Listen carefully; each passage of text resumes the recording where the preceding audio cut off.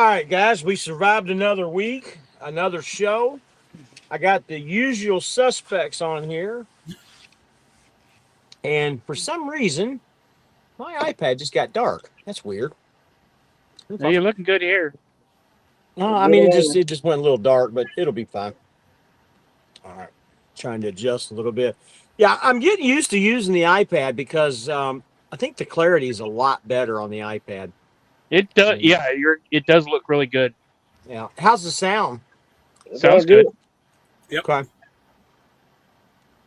All right.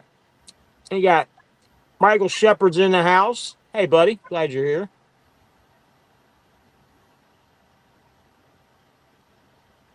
He's calling us the Motley Crew.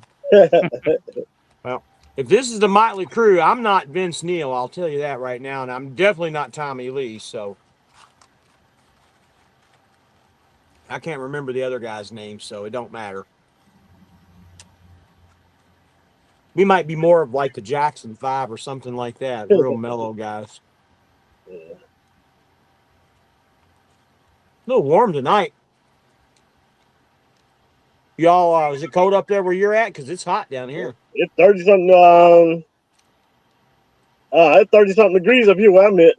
It's like in the 80s here in Georgia, man. North Georgia. It's 60 to.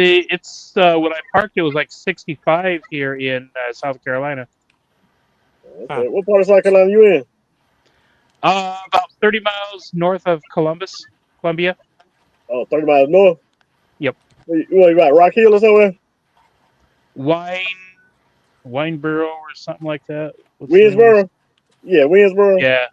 Oh, you at the pilot? Yep. Oh, yeah. Yeah. Don't ever run out of hours between Statesville and Waynesboro because you're gonna pay for parking. I started looking at. I got to Statesville about 3:00. I got plenty of time tomorrow, so I was gonna call it a short day. So I get to freaking Statesville, and about 3:00, and I get all the way down south of Charlotte to Waynesboro before I find a freaking place to park without paying. Yeah. And Yeah, that was at 3:00. if you go to the other side of the interstate, that little truck stop, it's another little truck stop. You don't have to pay there. Yeah, I didn't see it until after I got back onto the interstate. It was like, but I knew once I got down here, I was just wanting to stop earlier. I knew once I got here, I wouldn't have an issue with parking. But it was like, even Charlotte, I was just like, really? Of course, Charlotte, they have 5 free parking spaces. Everything else is paid. Yeah, if you stop at if you come back that way again, stop at exit 65. What if you coming south on 77, exit 65, get off and turn right, and there's a little mom and pop truck stop down there. Oh, okay. At exit 65, I think it's an Exxon, and then next door is a little restaurant right there. They got some pretty good food. Nice. So James So says, why you got Clemson Jonah in here? So the wife, when she made that up, and I wanted her to make that up, she asked me, do you want me to put a Clemson jersey on him? I said, no, just do Michael Jordan.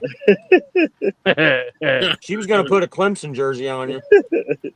I said, I don't know, but I don't think Clemson even has a basketball team. Yeah, they got a basketball team. I know, man. I'm just joking. Yeah. They're not good. They're nothing. They don't have a basketball team. They just volunteer. Yeah. Like volunteer firemen. Michael Shepard says 30 degrees in Bowling Green. Yeah, I was in Bowling Green at about 5 a.m. this morning. I got all the way down to North Georgia, almost to Calhoun. 640 miles, what I drove this morning. I got 526 left to get to my delivery, and then literally, 40 miles from the house from there. Yeah, I was supposed to be going to Orlando, but that load canceled. Yeah, just so you know, that Orlando load, don't ever count on it because that's my load home, and it always cancels. Always. Yeah. No, seriously, even when I don't take it, it cancels. But yeah, I had a load to Texas first. That one canceled. Then the load they're going to Orlando, they didn't have no trailer number or nothing for it. So Then I end up getting this Winchester load. It always cancels 30 minutes before it's supposed to pick up. Oh yeah, yeah. That's what the lady told me. She said, Uh-huh. "Oh, I called like 30 minutes ago." I said, "Ain't nobody tell me nothing." So Justin's in the house. Hello, Mike, Chris, James, and Jonah. Good to have you, Justin. Hello, And Justin. Tyler's in the house. Hey, boss. Hey, Tyler. How are you, buddy? So have you got your next students scheduled yet? Not yet. I'll call on Monday. I mean, I'm not coming back out until Friday anyway, so I got time. How did the person work out? The person worked out good. Oh yeah, he's great, man. He's home. He's going to test out on Monday. I got no issues. He was really, really good. Splinter Shell's in the house. Ahoy. Hey, buddy. How are you? Tyler said he would join, but he's got 5 hours of driving. No problem, man. You can get there next time. Brian Jess in the house, sending a big hello to James and the fellas from the Bushnell, Florida. Hey, I saw you texted me earlier. I was actually catnapping before the show because my sleep's going to be kind of split up, Brian. But you have a good time at home, man, and I'll ring at you when I get back out on Friday. And James Soul says he's messing with you, Jonah. Yeah. Everybody always messes with Jonah. He's a fan favorite. 24 in Nebraska, says Splinter Shell. Yeah, I'm nowhere near that crap. Thanks God. Hello, baby boy, Mike, Chris, and Arizona. Can't wait to see you. Yeah, I should be home somewhere after lunch tomorrow, somewhere between 12 and 4, just depending on how traffic is and, how the trailer situation is. Haven't really decided what I'm going to do with the trailer yet. It really depends on what happens when I get there. So, still to be determined on that. But I will be home. Tyler said, "I'd join you if you okay with me with a headset." No, I do not want you on here live while you're rolling down the road. No. I have never did a video live on the road, nor do I want any other drivers to.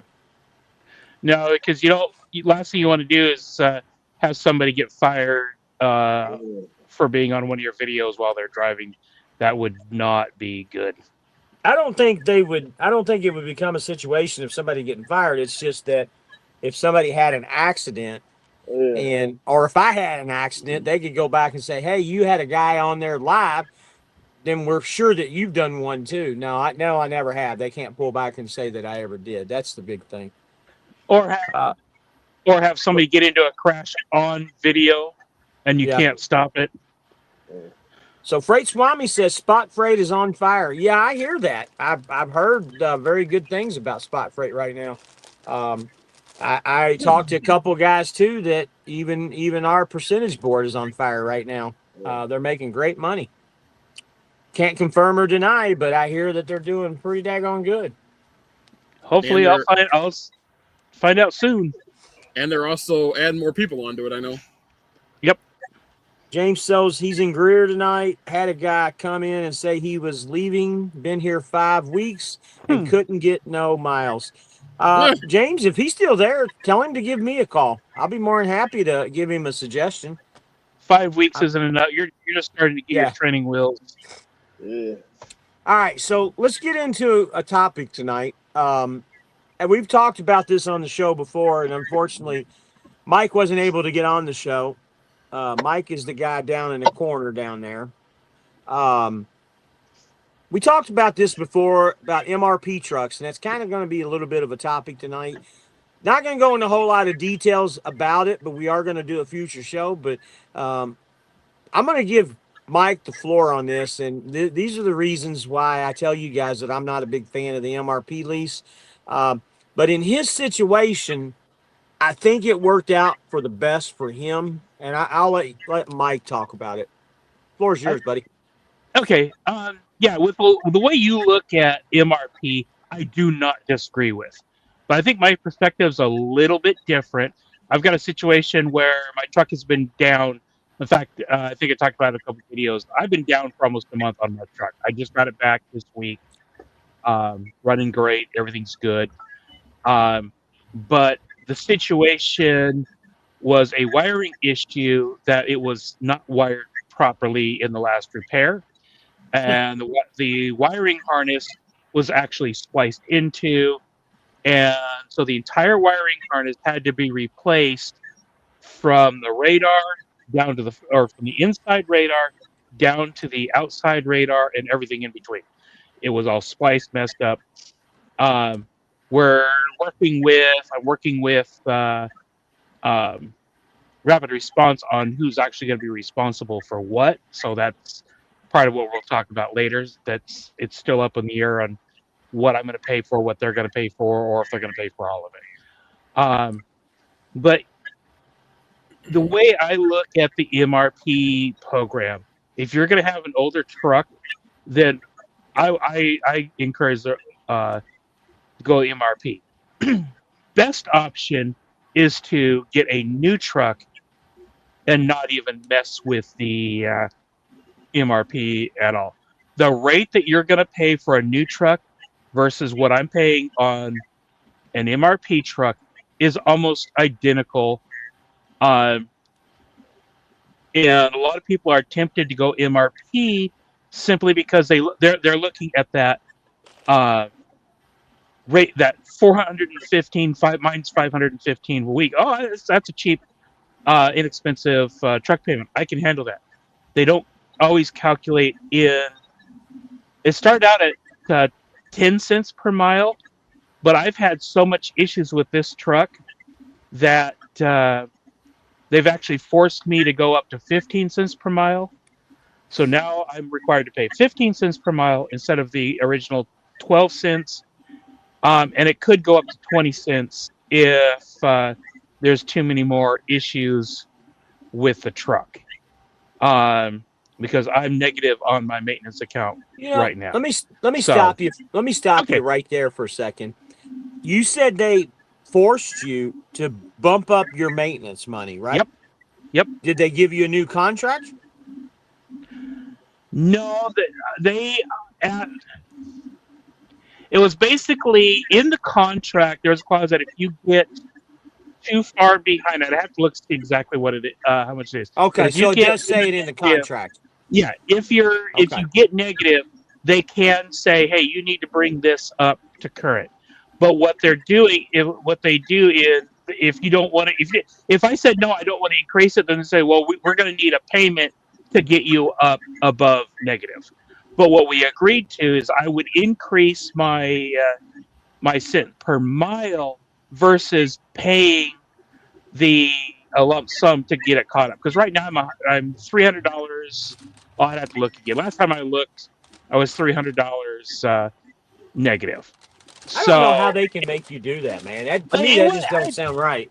Make may not necessarily be the right terminology, but they could have said, "Hey, you need to bring your maintenance account up to zero, to at least zero, by making like I'd have to send in $300 because that is in the contract that you're not supposed to go below zero." Okay. But instead of, we came up to an agreement to where I would increase my mileage contribution versus paying the lump sum to bring it up. And so that was an agreement me and the company made. That is one of the drawbacks to the MRP lease, is if you go negative, let's say you have a big repair, that after the initial 45-day, 30 or 45-day, whatever the initial warranty period is, where they cover anything. So, and in my case, what got me was I had to have my DPF filter replaced. That was $5,000. Out of pocket, I paid it was about $1,200. So that's what brought my maintenance. That's what wiped out my maintenance, because I was actually doing pretty good until then. But it'll go back down. I mean, you can change it after you come out the negative. You can change it back down to 10 cents. Oh yeah. As soon as I get back to zero, I can drop it down. I'm probably not, because the extra few cents isn't really hurting me. Yeah. And I actually want to start building that up. So I've actually been considering on increasing it to 20 cents. But here's another thing. If you're on MRP and anything that you have billed to your maintenance account, Swift charges 10% of that bill. So if I have a like $5,000 bill, they're going to add 10%, which is kind of funny because they're paying 80%. So it's kind of like, but they do charge you an additional 10%. You know why that Um, is? You know why Why? that is? That's a I'm not separate company than what Swift has. That with the on-road shit. That's what that's all about. Did you know right. that? Because even on even on our deal, we have to Oh, pay you that guys 10%. didn't get it too? Okay. So at this point, that's kind of where I'm at. And like James said, we'll probably go talk more about it once everything's settled out. But if anybody has any questions, I'd be more than happy to answer them. I'm not sure what else to say at this point. Now, how much longer do you have on that truck? How much longer? I have I'm coming up on my 6 month mark. So right now I'm kind of waiting to see how things go, deciding whether I want to keep this truck or order a new truck. I'm really considering, and most likely will order a new. I'm really looking at the T680, getting a new one. Well, Chris, I think you're wrong. I think my iPad isn't charging. I don't know if it's going to stay above or not. It's going back up again. So we'll see how it goes. Well, just make sure it's plugged in all the way.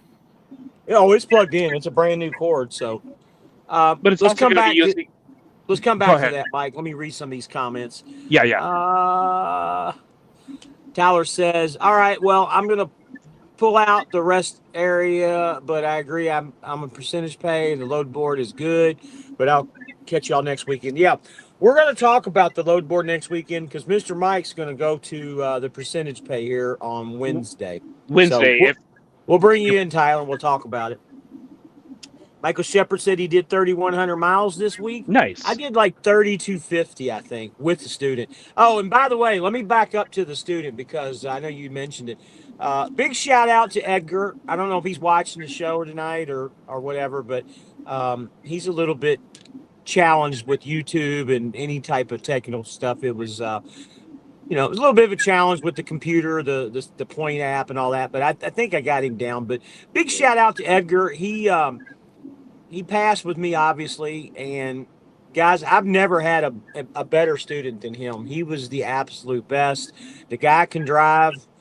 He likes the speed. I had to calm him down a little bit on the speed. But It's the camera yelling at him all the time. well, honestly, the problem was he did a lot of rain driving. Okay, this truck that I have sticks like glue to the road. I don't care what the conditions are. It really does a great job. And I don't know if you guys if you know the Kenworth, but you can't use the cruise control with the windshield wipers. You can at the very lowest setting of the intermittent. Yep. But after that, you're on the pedals. So, and it's not hard to go from 65 to 70, and not notice it. It's really easy. But I try to keep the students under 65, even on the cruise and stuff. But it is what it is. But anyway, he did a great job. He's testing out on Monday. No complaints. Probably going to get another student on Friday. As you guys heard, I'm on my way home. I should be home sometime tomorrow. Plan on doing a show with Steven on Monday. If you guys want to catch it, anybody needs any health insurance options, Steven's going to come on. We were going to try to do one on Thursday and then again on Friday, but I think it worked out. I was busy trying to get Edgar done, and Steven got real sick anyway, so it actually kind of worked out. Let me go back to these comments. James So says he was a company driver and he is gone. Okay, so yeah, I can't help the company drivers. I don't know what they got going on. Craig is in the house. Good evening, guys. Hey, Craig. By the way, Craig sent me a referral on. I can't remember if it was last night or if it was Thursday, but anyway, we talked about it. Craig's a great guy. He sent me a referral and said, "Hey, this guy has talked to Michelle. He needs to talk to you." No problem. Well, once I talked to him, he hasn't touched base with anybody. So I told Craig, I said, "Craig, this is your guy, man. I mean, trust me, I'd love to have the referral, but he's not talked to anybody. He's not done anything. And we came to a conclusion we're just going to split it." And I'm like, perfect. The guy calls back. He's looking at coming around June or something, May or June. if he does come, we'll end up splitting it. But anyway, just to let you guys know, there's still good guys out there that can work, issues out like that. I think I was parked beside Craig truck the other day in Florence. You probably were. Peterbilt? Yeah, a Burgundy Peterbilt. Yeah, that's what he's got. Burgundy Got Peterbilt. He pulling the Mm-mm. reefer trailer. I don't know what he's doing, Uh, but yeah, I was parked beside a Burgundy Pete in Florence the other day. He was pulling the reefer, but they had a reefer trailer. There was nobody in the truck though. It might have been not his going to truck. go into a whole lot of details. But I also going to do a video here probably sometime over the weekend or it'll probably be next week. I got a big surprise, and guys, don't talk about it because I haven't put anything out there other than Facebook about what I did. So I got something really, really good, and it's huge for the brand. I've talked about it for months. I know you guys know what it is, but don't talk about it because I'm gonna put it out there sometime next week, and we're gonna go over everything. Do a reveal video. Yeah. Yeah, I didn't even want to say that, Mike. Thank you, bud. Thank you, buddy. Can always count on Michael. Like I said, Michael, you'd be a great trainer, man, because there would be nothing hidden with you. There's not. You can't keep secrets. No, I cannot. Well, My sister had to lie to me. If she wanted me to lie about something, she had to tell it to me as if it was the truth. Otherwise, I would end up telling the. all right. So I'm gonna finish reading these comments, and then we're gonna go into the details about ChatGPT and Michael. We'll talk about that in just a second. Michael Shepard says they charged me $248 this week. I asked them what the charge was for, and they told me it was a charge for being in the MRP program. That doesn't make sense. Michael, I don't know about all that noise. I've been on the MRP now 6 months, and I've never seen a charge like that. Me neither. I'm on the MRP too. I ain't never seen that. James Soul says, I hope my situation don't go there because I'm in the MRP lease. Yeah. Let me tell you, James, if they get your truck fixed with the stop-start feature, I don't know if you guys noticed it, but I just turned the air conditioner on from the bunk, and it fired the truck right up. So it's just like having an EPU, except it doesn't cool without the truck running. That truck actually has to run to cool it down at a certain temperature. I like that feature. I like it a lot, but it is gonna burn some fuel. But you don't have to idle it. But let me get back to these comments.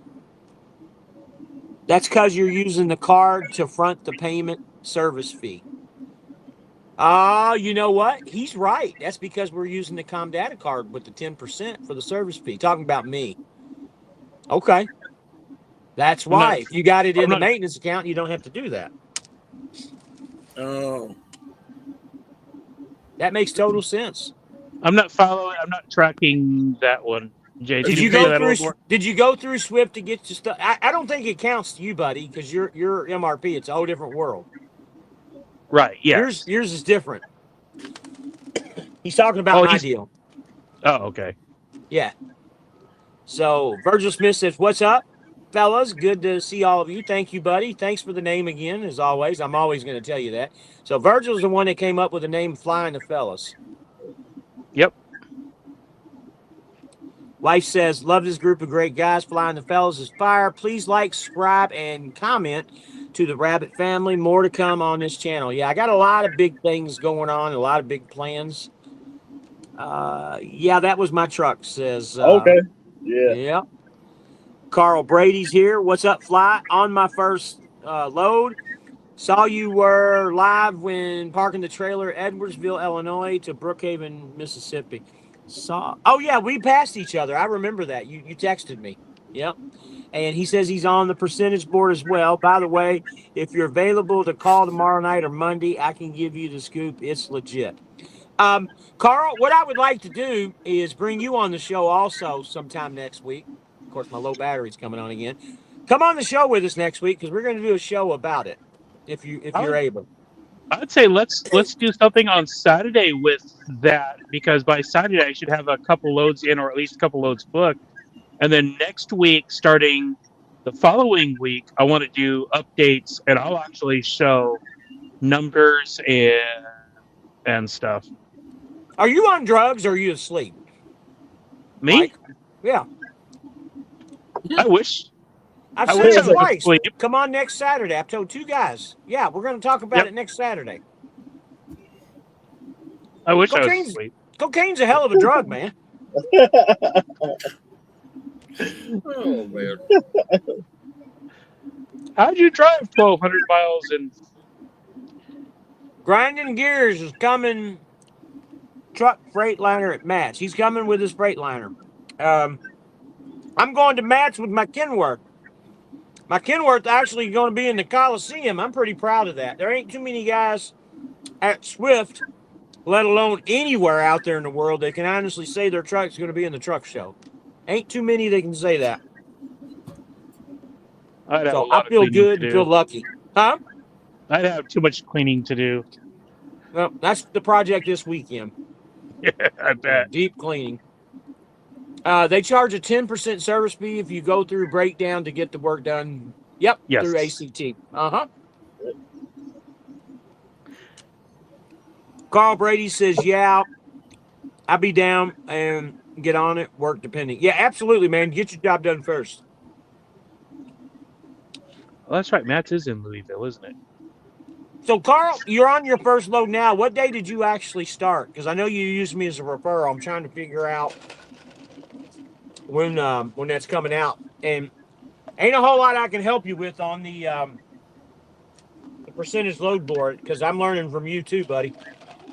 I can help you out with the other stuff with Swift, but I just don't know anything about that load board yet.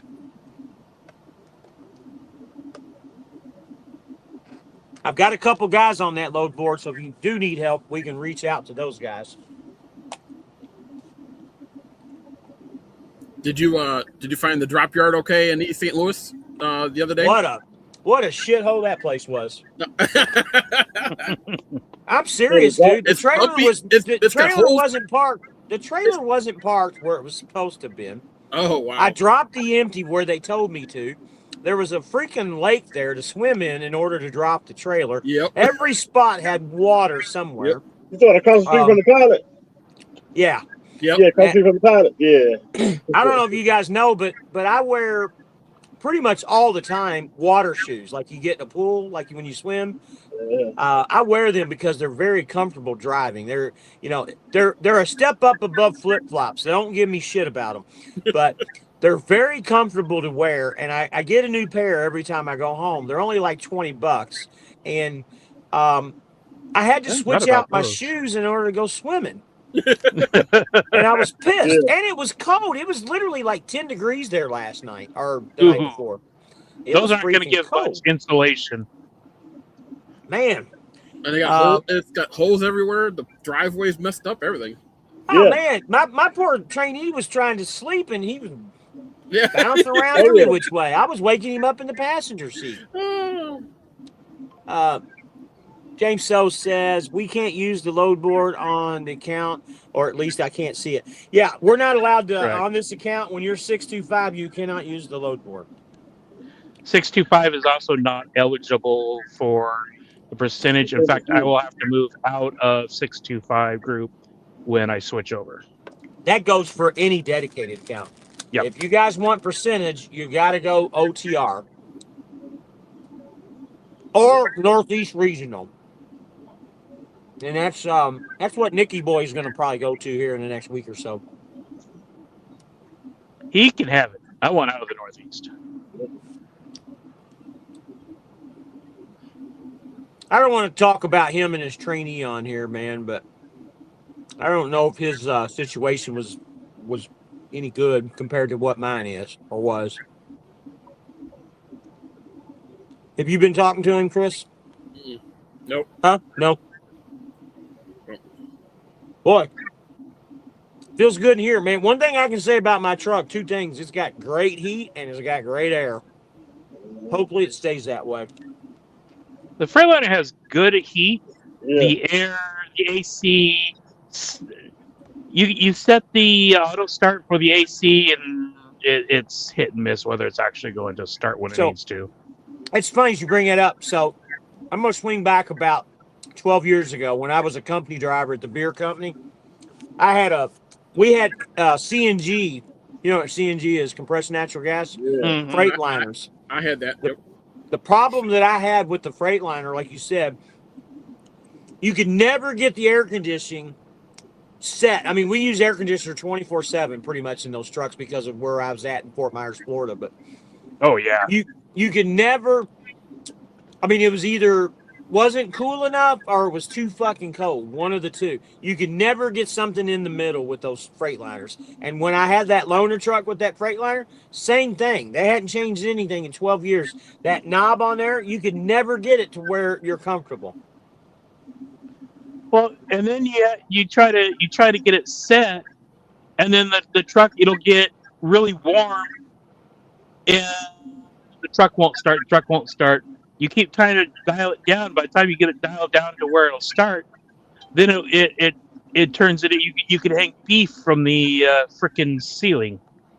So Carl just made a statement here, Mike, and I don't know if this is totally true. We need to look into this. Also, big deal with percentage is you lose access to planner loads. It's pure load No. board. Is that true? No, it is not true. I've verified that. I've checked with both my planner who is going to training on Tuesday, and two other trainers or two other driver leaders that I've talked to separate from her. They all confirm we can still use the planners. If you use a planner, if you get a load from a planner, you will still get the 85-cent empty pay. Deadhead thing.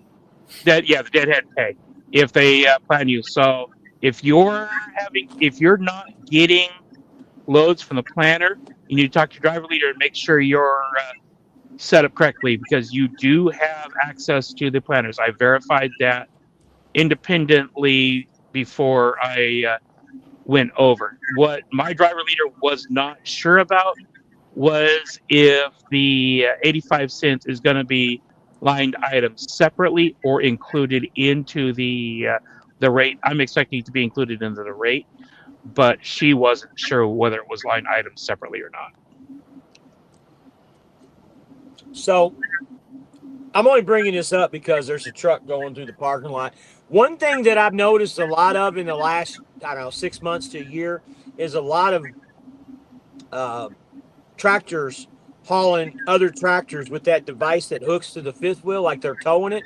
Yep. That's when a driver basically abandons the truck. And I don't know if you know who Wildbeard is on YouTube. He's the one at Hirschbach. He did that before he came back as a total driver. He did repo. They call them repos, but where driver abandons trucks. And I'm starting to see a lot of those on hooks, everywhere. Yep. Oh, also another reason I can confirm that you have access to the planners is there are 3 punishment levels for the load board. If your on-time delivery or your load cancellation drops below a certain threshold, you will only have access to the load board for the 24 hours in advance, whereas if you're at 100%, you have up to 72 hours in advance. But if you're on time and your cancellations drop below a certain percentage, you will lose access to the load board, and you will be planner loaded only until you bring your percentage, on-time percentage, back up to the qualifying level.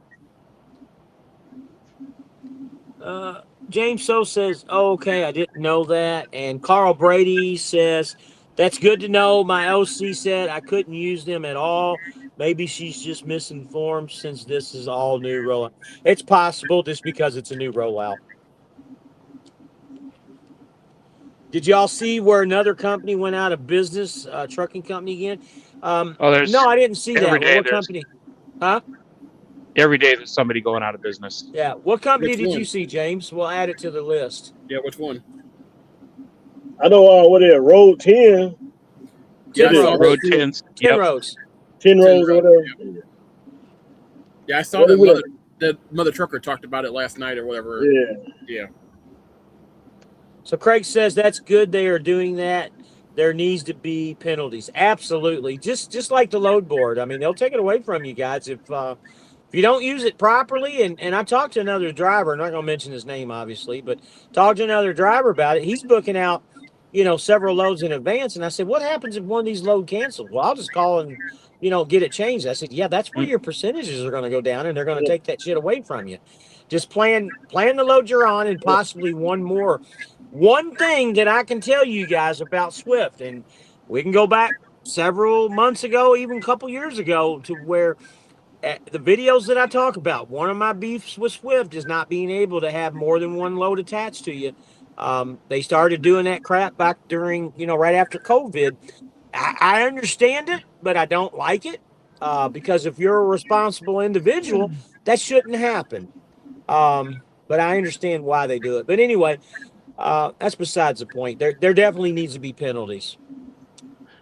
You can on the percentage, you can book yourself out. There is no limit on how far out you can book yourself. But what Amanda told me was, if you have, let's say something goes FUBAR, and you have to cancel. Let's say you have yourself booked out 10 loads as an example. Every load that you have to have dropped goes against your percentage. So it's not, oh, I have 10 loads, so I'm going to drop all 10 of them because something went wrong. That's one hit on your deal. No, you take a hit for each load canceled. Well, let's talk about that for a second, and that's fine and dandy. Why would you want to? One of the big things about a load board and percentage and all that is catching a load on surprise that needs to be delivered. Why would you want to book yourself that far out? Because that same load, that's load number 8, might only pay you $1,000 today. But if it gets closer to the time to where it needs to be picked up and it's not been picked up or it needs to be picked up, that load might go to $2,000. Why would you want to book yourself out that far? I won't. I want to be booked up. I want to have my next load plan, whether it's the planner or the load, probably anywhere between 6 to 24 hours prior to delivering my current load. I agree. The only time you should be booking out like that with 2 to 3 loads is if you're trying to get home. You know what I mean? That would be the only reason to me that would be acceptable. Or you have a short load. I could see like, okay, I have this long load that I really want, but there's this short load that will get me there without deadhead or little deadhead. Then book both of those at the same time. Yeah. So Carl says, because I was also told that service failures was 3 strikes, and that is a permanent ban from the load board. Okay. It's not permanent. Amanda confirmed that it won't be permanent, but you will be restricted for a period of time, and you have to because when you look, in fact, I can show on here map. Let me go into my load board here. I can show. I'm gonna read these 2 comments real quick. I was told that Laser closed last week. Seen a lot of their trailers at a shipper. Laser's pretty big. They're all over. They usually do the yard jockey and stuff too. Jay Ruiz says, if I join Swift owner operator, can I train my brother if he doesn't go to Swift CDL school? You can train your brother, but he has to come to Swift to be an employee. That's the thing. He has to be an employee. You can't just train him on their stuff and not him be an employee. Bacon and Bourbon says, on a lighter note, just an FYI, fresh crispy bacon on the griddle goes great in cinnamon toast crunch. Oh, absolutely. That sounds pretty good, actually. It is really good. That sounds really good. On that topic, James, what's the name of that restaurant?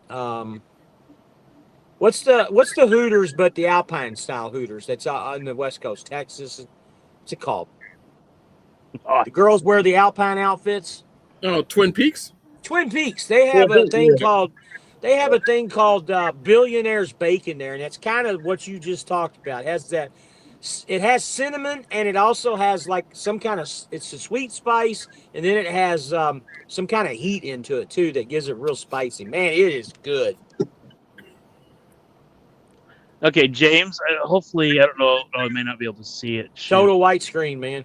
What does it say? Yeah. I don't know how else to share it. So basically, the page it shows 30-day load status, and it has your owner ops score, and then it has on-time performance. Mine currently is 100%. Oh, yeah. Number of cancellations 0%, and then it has your load board usage at. I'm actually at surprised 31%. I was at 2%, so I've increased it. The load board's improved enough now. I'm up to 31%. But this is what they're going to base your usage on. No, I can't get it to show.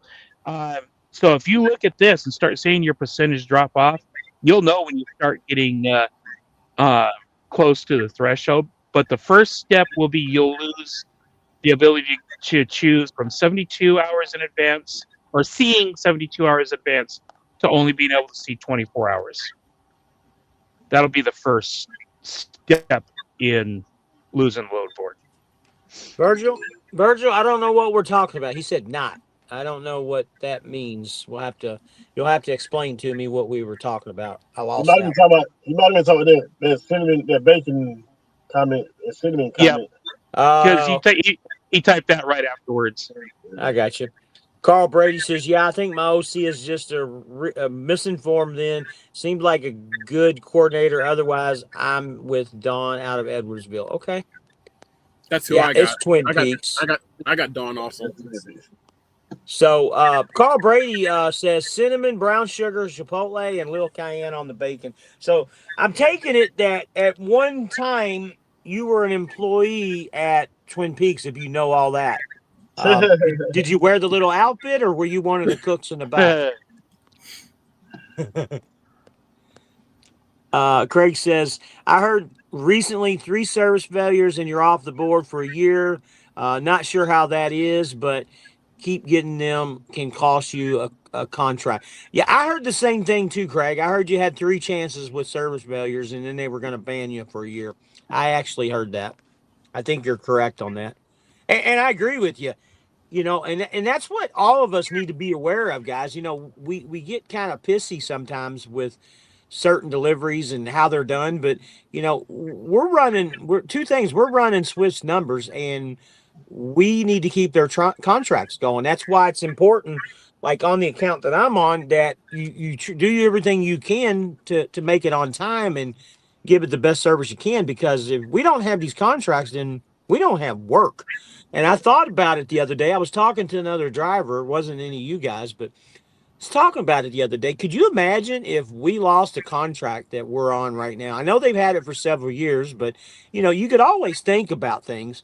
If we didn't have this contract, there'd be 300 drivers that would be put out into either the load board situation, OTR, or other accounts. Could you imagine that? I mean, how many drivers would actually quit that are already doing the load board or OTR, and we come aboard and start doing that stuff and taking their freight away from them, which we do it anyways to a sense now. But could you imagine if we lost 300 drivers like that just because of an account?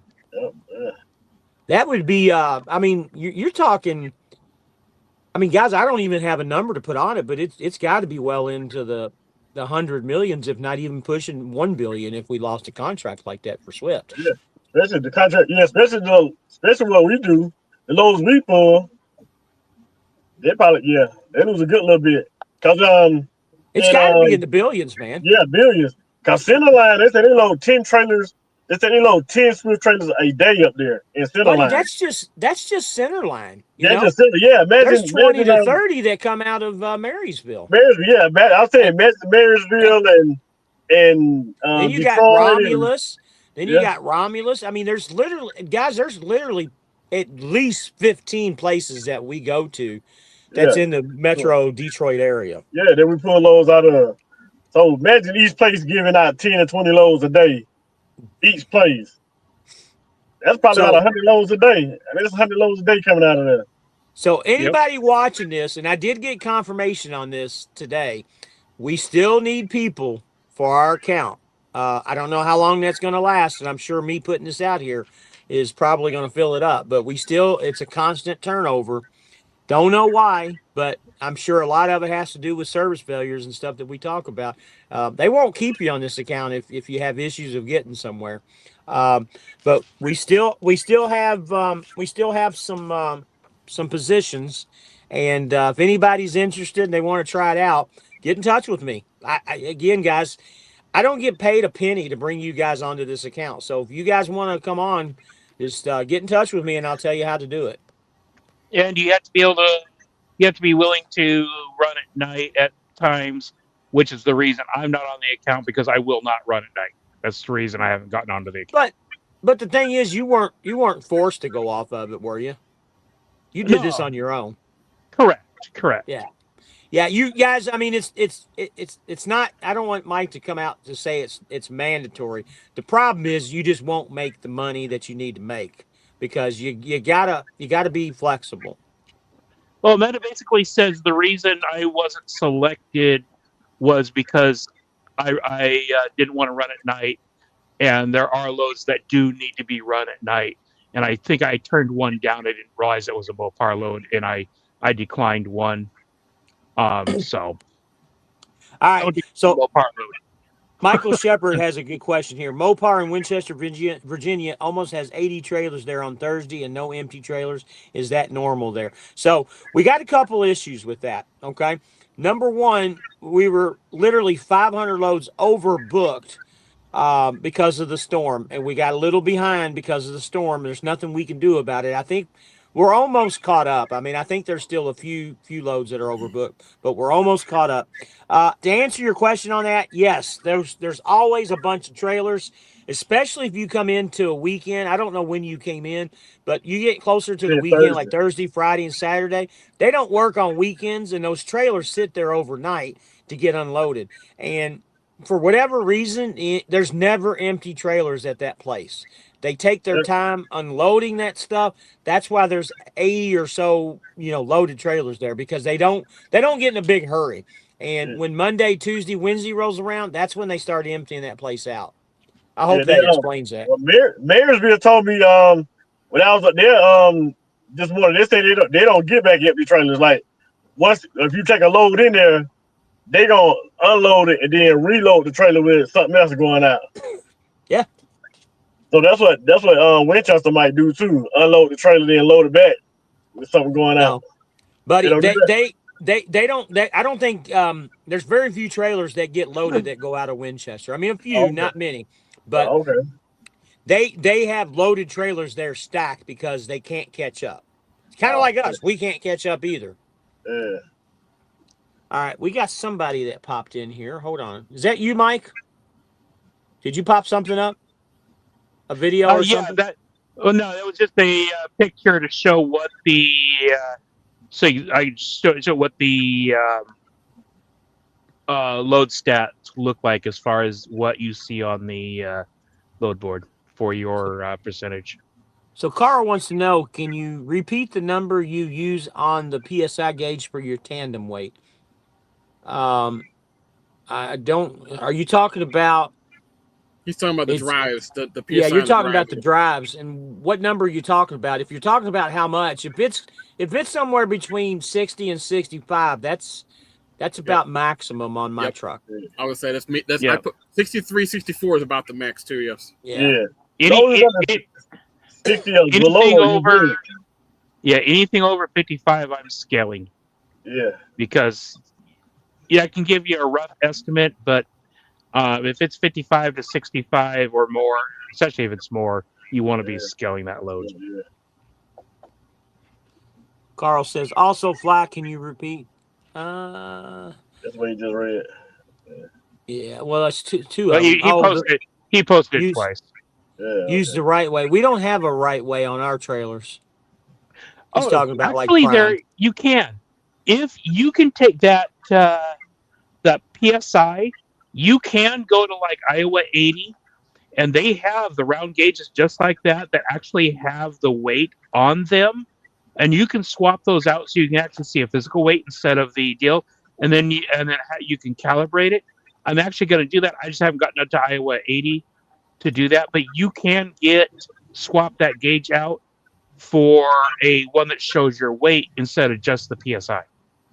Oh, I didn't know that. I'm gonna have to try that out then. Yeah, Iowa 80 sells them. How much they run? You know? Off the top of my head, I do not know, but I can see if I can find it. So Justin says no news for Nancy. I'm assuming that you're talking about Nancy Guthrie. This isn't CNN, Justin. I could care less about what's going on in that case. I'm not trying to be mean or anything, but I'm so tired of hearing about that case when they're not talking about what's going on in Iran right now. That really bothers me. Yeah, Iran's kind of scary right now. Yes. Checking in from Tennessee, Sean Fairman. Hey, buddy, thanks for coming in. I got on thanks to Fly Rabbit. Okay, James, good deal. Thank you, buddy. I appreciate it. He's talked about coming over to the account. I got him on at the last minute. What's that say? Last something. I can't read it. Last lamp logistics. Last lamp logistics. Okay. Once coming to Swift as a company driver, how long would I have to wait to switch to lease? If you don't have any incidents or any kind of stuff, if you're at Swift, 6 months. That's the minimum. Trucker Q. Excuse me. What's up, fellas? Hey, Trucker Q. Glad to have you in. How's Prime going? I talked to a good buddy of mine today for a little bit. We've been friends for a long time, 5-6 years, and he's been at Prime for at least 3 to 4 of those years, and he's doing pretty good over there. He's built him a little empire, getting ready to buy him a second truck for his little empire. And when I say buy, I don't mean lease. He's going to buy. That's the way to do it. Yeah. Carl says they're about 150 online. I used to have them at Prime. You can calibrate it and accurate to within 500 poundish. Don't know if it would install 1-to-1 on the PSI gauge though. That's good to know. Okay. Yes, they can. It's the exact same setup, and it's actually 150 is for the entire kit, for the fresh install. Everything's already installed. All you have to do is swap the gauge itself out. But yes, you will have to calibrate it, but they are a 1-to-1 switch. I've done it before. So Kendi's in the house. Kendi's in the house. What's up? Evening, fellas. Nice to have you in. And Wes got his call the other day, so it looks like he's going to be coming aboard here in the next week or so. Congratulations. You have any pick trucks or pick dates that you're coming in, Wes?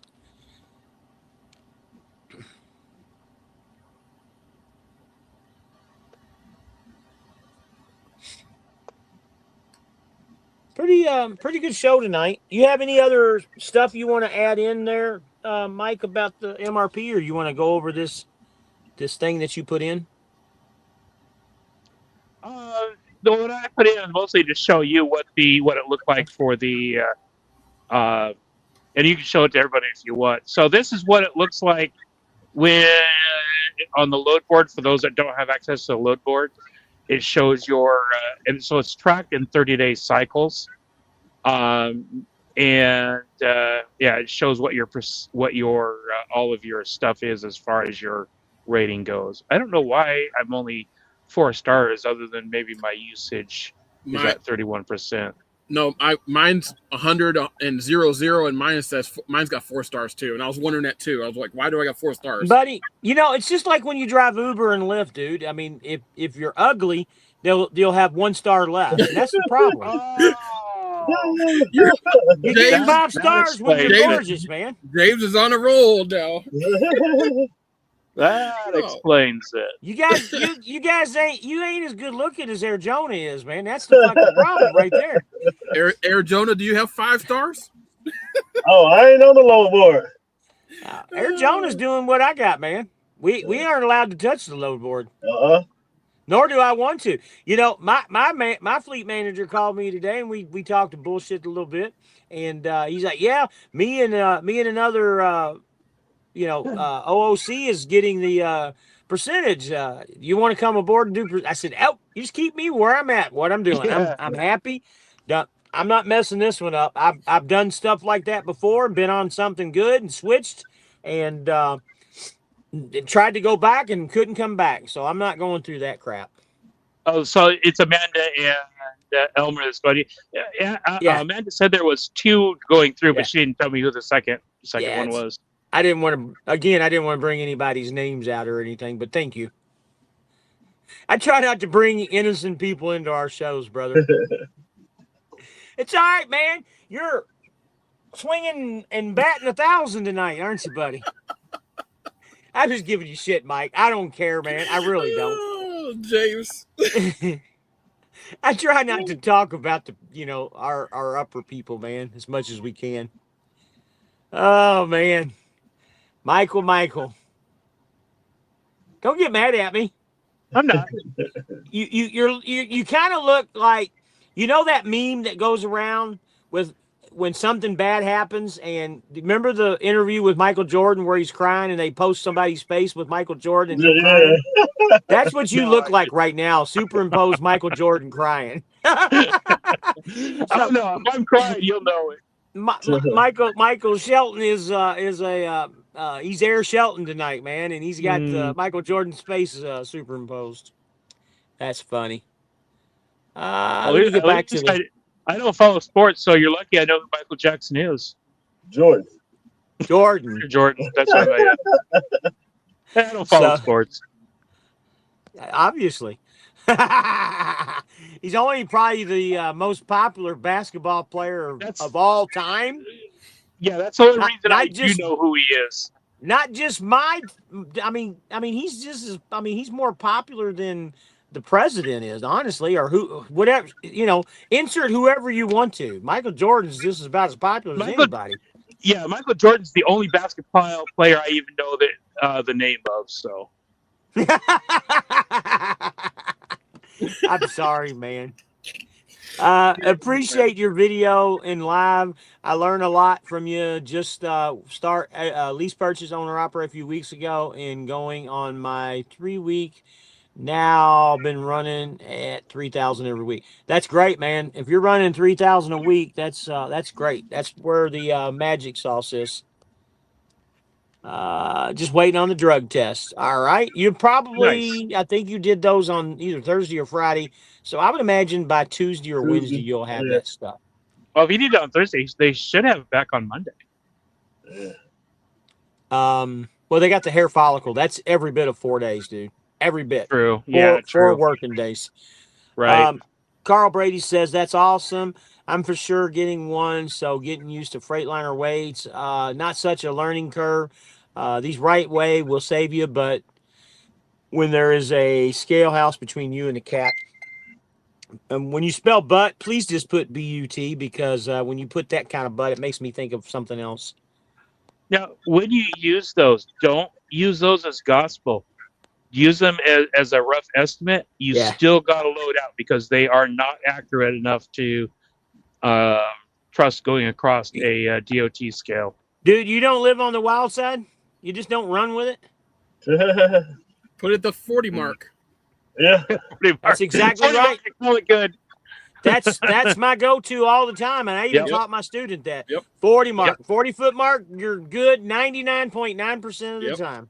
Most of the time, I don't scale out here no rehab. Now, I just want to tell you guys exactly what Jonah just said. I can only tell you with drive van. Reefer might change stuff up a little bit. Winds 10 to 15 knots with gusts. All right, Chad GPT weather, go off. Monday night.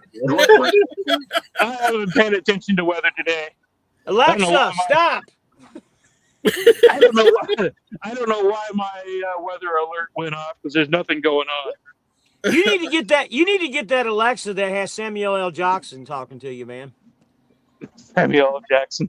Either that or what's the other guy's name that does the GPS? Sum of all fears guy, Morgan Freeman. You can get Morgan Freeman to do it for you. Michael Shepard says, "Man, the shipping clerk." What? No, go ahead. Man, the shipping clerk at Centerline, Michigan was something else. She made me wait an hour and a half for my paperwork. Yeah, sometimes, guys, and I'm going to bring something else up here in a little bit. Well, you know what? I'm not bringing that up because that's a surprise. But my boy Country always talks about Queen Bee.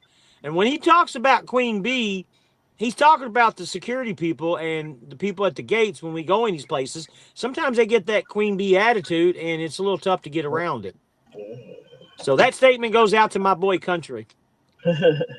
Queen Bee.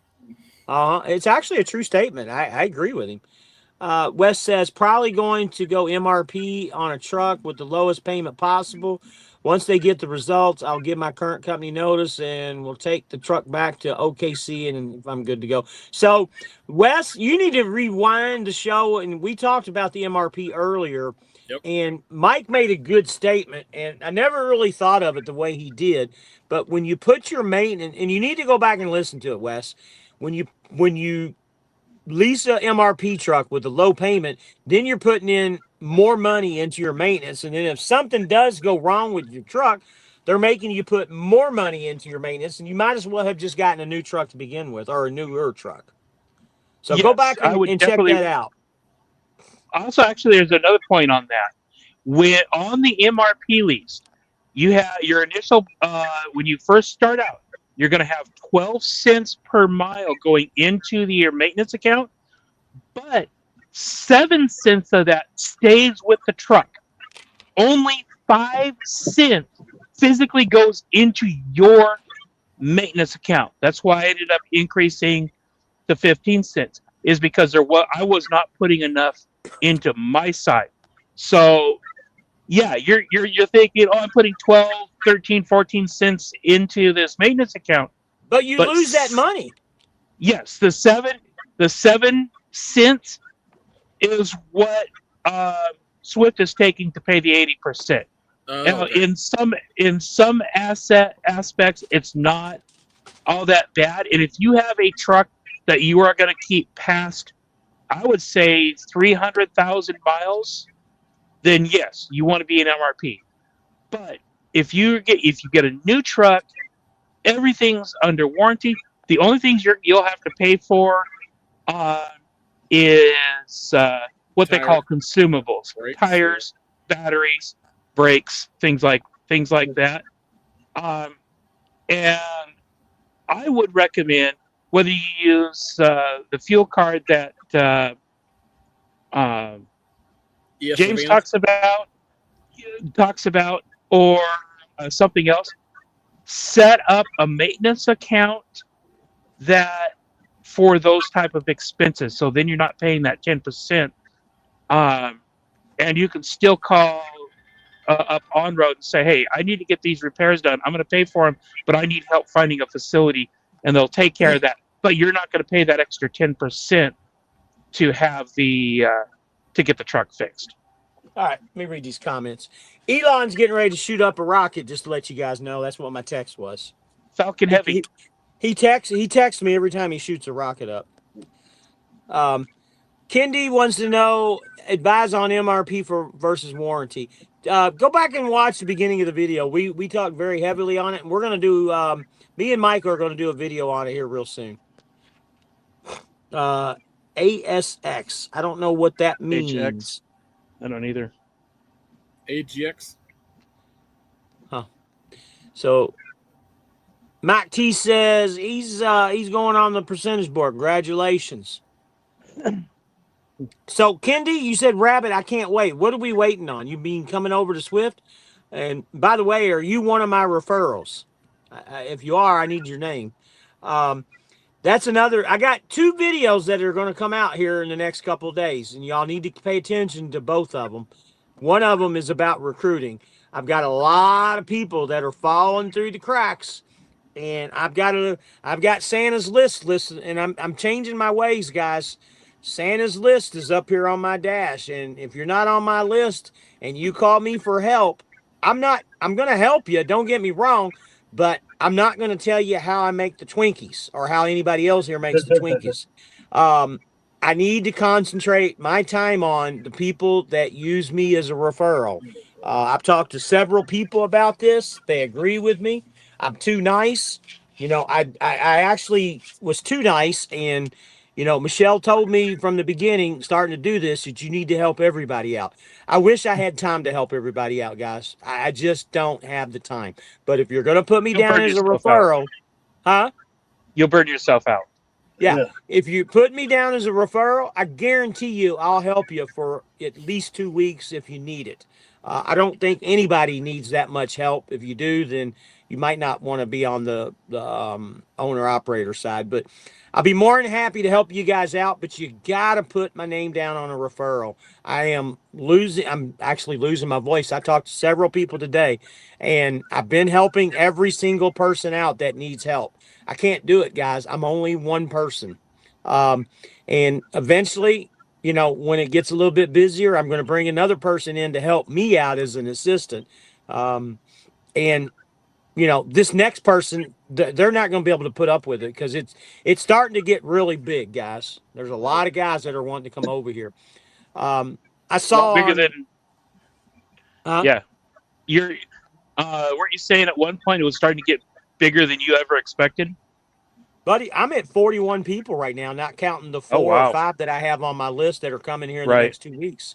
Um, but it's getting big, and that's all I got to say. I'm gonna put out a video about it, and I'm trying to get a QR scan code. I've talked to Michelle about it, but I don't know if that's going to happen because there's internal things with that, and I got to go the old-fashioned way. You guys, you have to put my driver code down on the application.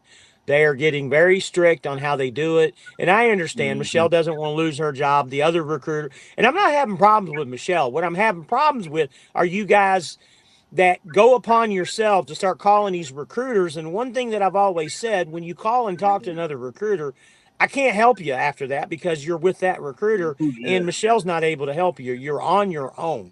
If you want my help and you want me to get you into the truck you want, we have to go through Michelle and you have to put me down on the application, because if my name's not on the application and another recruiter gets it and doesn't know who I am, which they all know who I am now, but if they're getting it and they're not putting it down, then it doesn't help me. Um, like I said, I had 3 drivers in the last 3 weeks that said they put my name down and promised me they put my name down, but I never got paid on those guys. And I know they probably did put my name down, but it slid through the cracks, and it sucks. Don't get me wrong, I'm not greedy by any means. I can quit doing this tomorrow and be okay with it. But if you're going to use me and I'm going to take time to help you guys out, you got to put my driver code down and you got to use Michelle. Most importantly, more than me getting paid, you got to use Michelle. And I'm tired of saying this on the YouTube, and that's why I was going to put a video out, important message or something like that. You have to go through Michelle if you want anything done right. Um, anyway, I think I just did the video, honestly. But Yeah, pretty much. Wes, and Let's go I'm gonna back put and cut. something out. But believe it Just or not, there's people that watch my videos that don't watch the lives, and there's people that watch the lives that don't watch the videos. So I gotta duplicate shit sometimes. well, you can Um, go in and cut that out and then do a short and just post it as a short. buddy, it's easier for me just to go ahead and record another video. Current company has me sitting in Charlotte to deliver Monday.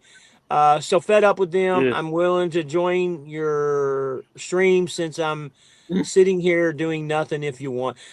Wes, it's not that I don't want to bring you in. I got no problems with bringing you in. I just, when I bring people into the stream, they usually are going to be drivers that are already here, because that's what my channel's about, is us here. As a matter of fact, I don't think I've ever brought another driver in that hasn't worked at Swift. Have I? Did you guys see Not that me I'm before? aware of. Not that I've ever seen. Well, the only person that comes in on my videos that's not affiliated with Swift is Steven, and any other companies that I bring in, because Michelle's with Swift. But other than that, I don't. If you're not Swift related, I don't bring you in. And I'm not saying you're not Swift related. We just got to get you aboard. So hopefully next week, Wes, if you want to come in, we can. I don't worry about scales. I have inflatable tires, just some back freaks. Water tires. Water tires. Wes says 425 payment versus 700 plus paying them 80%. You will come out ahead, buddy. You can do the math all you want to, and what we're talking about more than anything is breakdowns. You can't calculate your breakdowns because you don't know what's going to happen. You're getting a company truck that's going to have 400,000 plus miles on it, probably, and it could have had one driver. It could have had 15 drivers, just like the truck that I'm in. That was something that I was really concerned about. How many drivers actually had my truck? I can only verify 2. And I think there was only 2, but I don't know that 100%. So think about that, Wes. But also, one comment is that or on the MRP trucks, are they reconditioned like ours are? Like like mine had brand new batteries, mine had brand new tires. Oh no, are they reconditioned too? Yeah, no, they're not reconditioned like that. Actually, I've got a call. I just found out that on my last inspection, the batteries failed the inspection, and I ended up buying batteries. They never got replaced, and I ended up buying batteries. Wow. Less than a little, almost 2 months after, and had I seen the report, and that's another thing. Always get a copy of the inspection report on your trucks. Yeah, mine was in the truck. I got mine. Yeah, mine wasn't in the truck. I had to go in and get it. But yeah, my truck batteries failed the annual inspection, which I asked them how did it pass. Because the battery actually is a part of the DOT stuff. But yeah, so no, they do not get them reconditioned. If there is anything obvious broken, they will fix it. But that's why you have 30 days from the time you pick its truck up. They'll fix anything you find because they don't recondition them. They clean them, but they do not recondition them. Yeah, see, that's why, because like mine was reconditioned. So like I had brand new tires, brand new batteries, whatever else. I don't know what else was reconditioned, but I've been driving this truck since November, and knock on wood, I haven't had no issues at all. And it's a 24, and it's a regular lease. And it's regular lease. On a regular lease, yeah. This one, I've already replaced 2 tires, and probably within the next couple months, I'm going to be replacing 2 more tires. So that's what I'm saying. I haven't really had any maintenance issues. I did have the coolant sensor replaced, but it was under warranty, so that didn't cost me any money. But that's one thing you got to watch out for with the MRP trucks is that you could take it off the lot and drive it for a month, like you said, 30 days, and then next you have DEF filter issues, or you're full responsible after 30 days too. Yep. So James, yes, on the guy, can you go back to the question where the guy said he the 400 versus the 700? Okay, so to answer this question, that is a false statement. 425 payment versus 700. That is not correct because you now have to add. For example, you run 3,000 miles. Now you add 13 cents per mile. You're now at $390. 425 plus 390. You are now at a truck payment of $815, not $700. So it is not cheaper because the only way it would become cheaper is if you drove less miles for the mileage to be less than the 700. So no, that is not correct. Because I think I got my maintenance fund at 5%. I think the lowest you can go is 3%. So you take the mine's 670, times that by 5 cents. Let's say 3,000 miles. Is that still less than the 800? Okay, let's take a look. You said so. You're paying how much? 5 cents.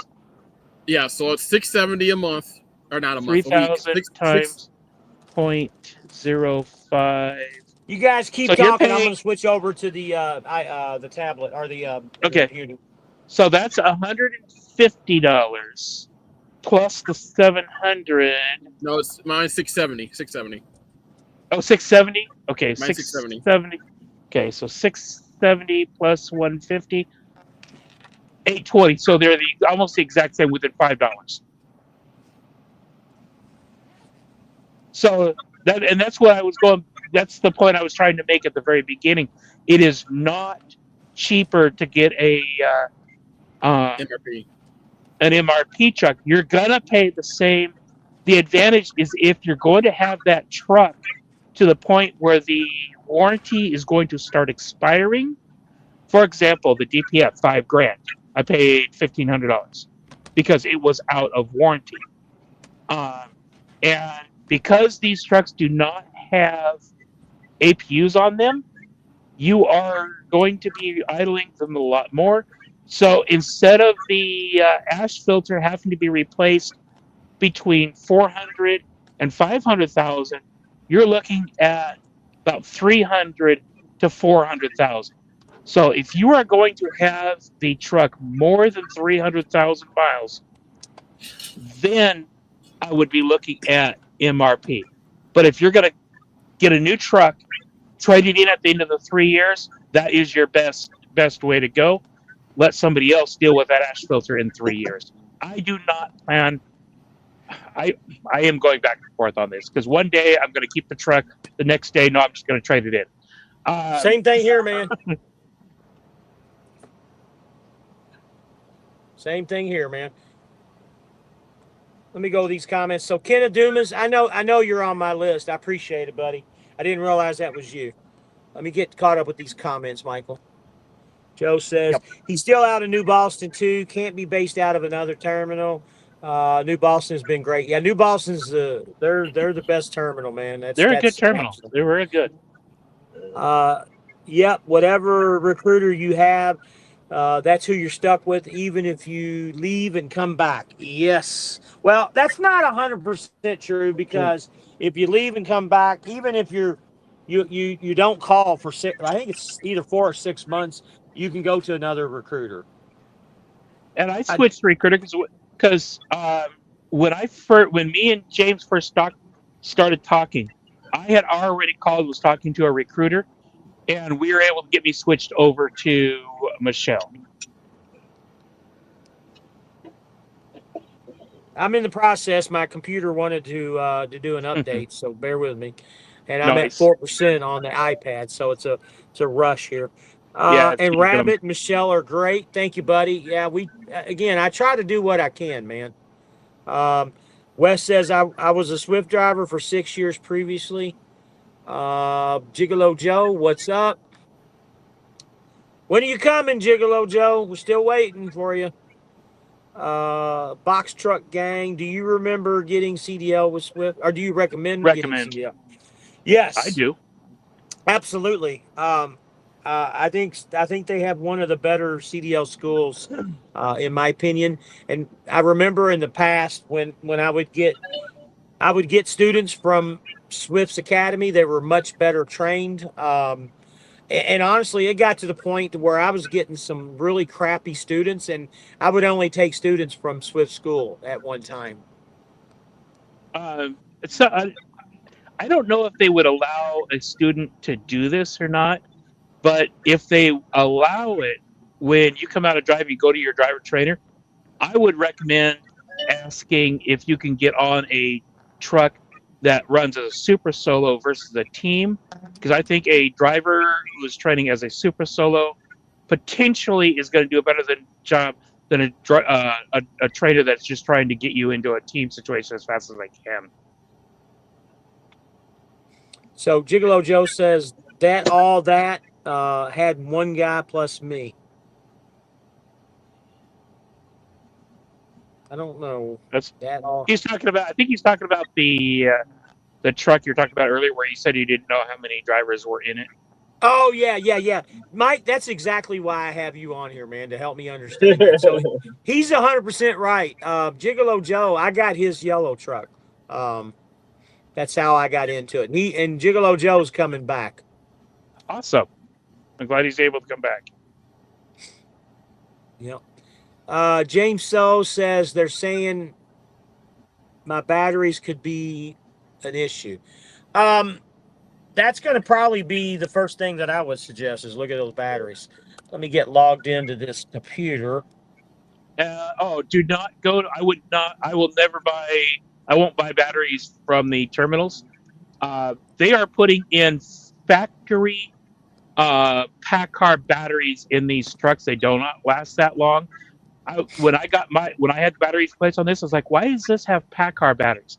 I was in the terminal the other day, and they had stacks and stacks and stacks of pallets with Packard batteries on them. So they are buying factory batteries from Packard and putting them in the trucks. Go get a good set of batteries from. Nope. Oh, shit. Mike, I lost you, buddy. Well, shit. Hang on, guys. You know, I haven't hooked this laptop up to this computer yet. Damn it. I got a new T maybe thing or whatever, and I don't have it hooked up yet. And Jonah, you know how long that T maybe thing is, that password? Uh-huh. I'm not going to sit here and do that right now. So, Mike, as soon as you Hey, got a question. So, how's the headset little comment thing or whatever going on? How's that going? Oh, you know what? We need to give that bitch away tonight. That's what I thought. I thought about that. I was like, I thought that was tonight. Yeah, that's what I'm about to say. Yeah, we're gonna do that here in just a minute, guys. My wife never sent me the people's names here. Hang on.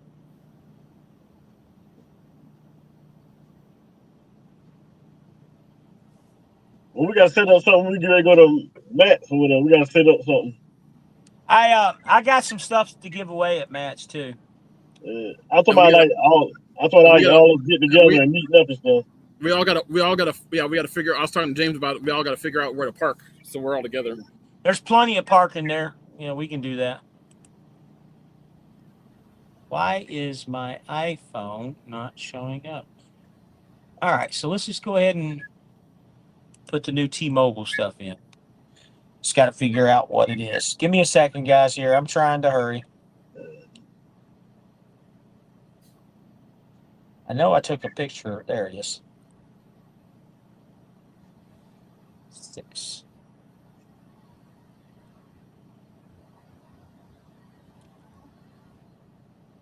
R. Did Mike lose his internet or something? I don't know. There he is. Sorry, guys. There you are. Yeah, it just all of a sudden everything closed out on me. So I don't know. I thought maybe we switched. I did. It was my error. I took that. I took that thing down you had. That's all, and I took you down when I did it. I'm sorry. Okay. MR7 BF. Oh. TTE. But yeah, I would say they're putting stock Packard batteries in the trucks if you go to the terminal. So I would recommend going someplace and getting good batteries, not at the terminal. Yeah, batteries don't last like they used to. Hang on, guys. We're gonna get caught up on these comments. Just give me a minute to get back in. I gotta step off camera for just a minute. Go right ahead. Do your business. Yeah, I had to go turn my truck on. I was getting warm. Yep. Yeah, me too, man. What is how do you turn the brightness up on a laptop? Anybody know? It's gonna be well, mine is gonna be F12, but you gotta do the function button in F12, but it could be different on yours. Nope, that ain't Look it. for the star or the sun symbol up on the F areas. No, that ain't it. Oh, here it is. Oh, you don't have to do the function on mine. You just push the button. Okay. Okay. There we go. Sometimes you gotta It depends upon the laptop. All right. Yep. So I'm popping in. Bear with me, guys. Yes. Yes.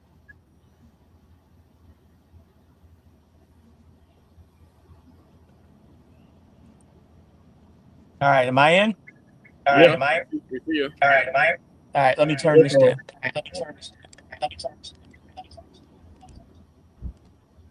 How about now? Can y'all hear me? Yeah, we can hear Yes. you, but we can't We see can hear you. you. Oh shit. We can hear you, but we can't see you. There Actually, we you hear go. you twice. We can hear you twice. Echo, echo, echo. How about now? There you There you go. go. There you That go. sounds good.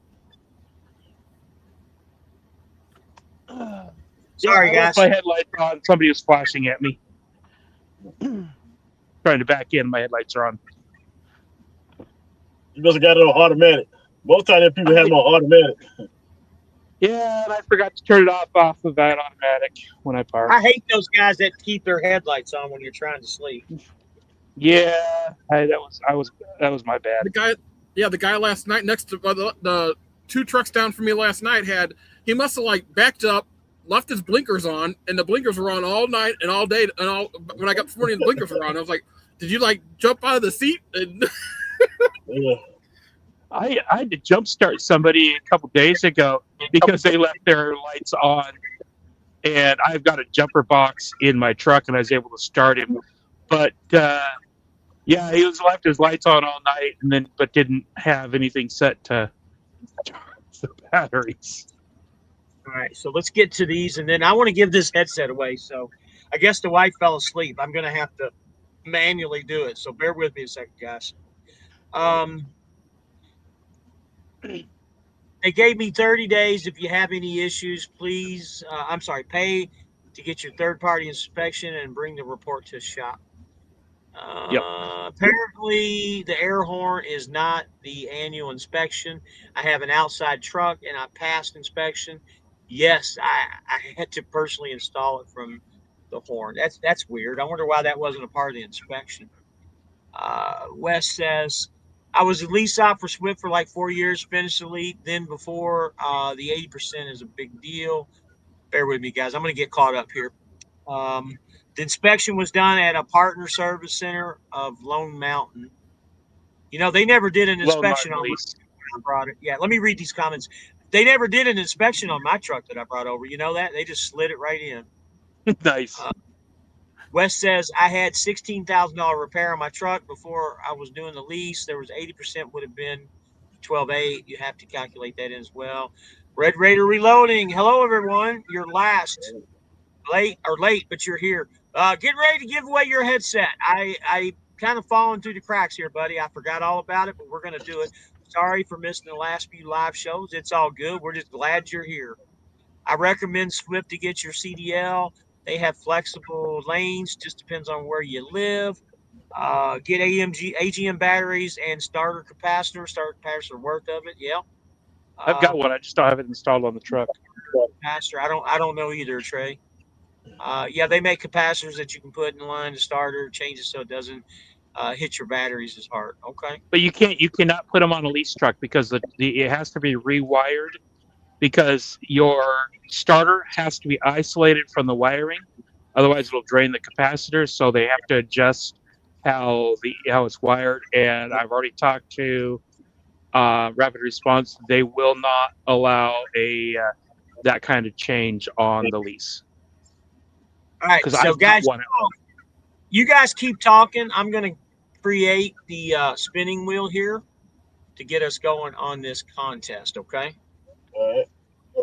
Can anybody read the comments, or are you're not able to? No, you're the only one that can read them. Yeah. No, I can read them, but I don't know if I can highlight them.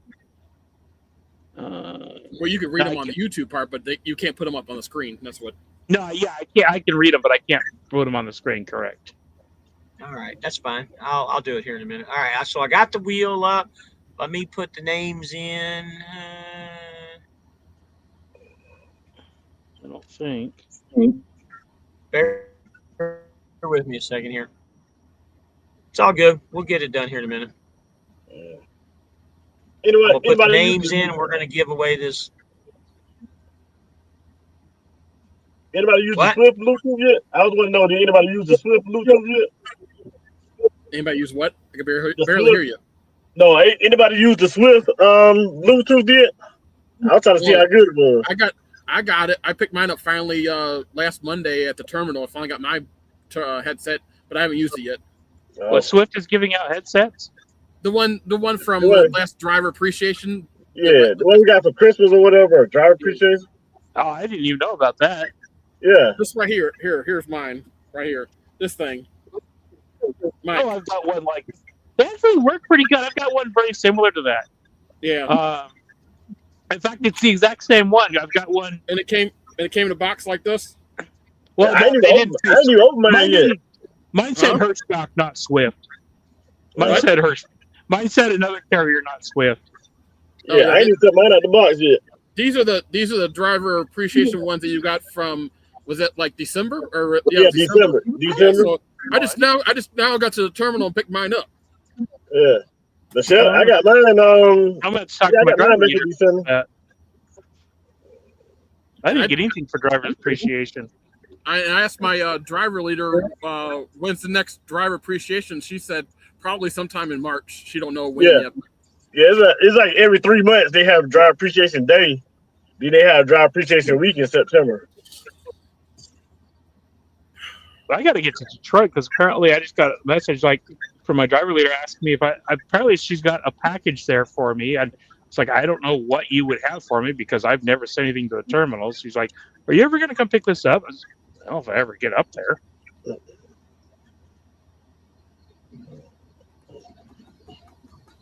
All right, so got the names up. We only have 5 people that posted to Five? get into this contest. Yeah, Oh, 5 people.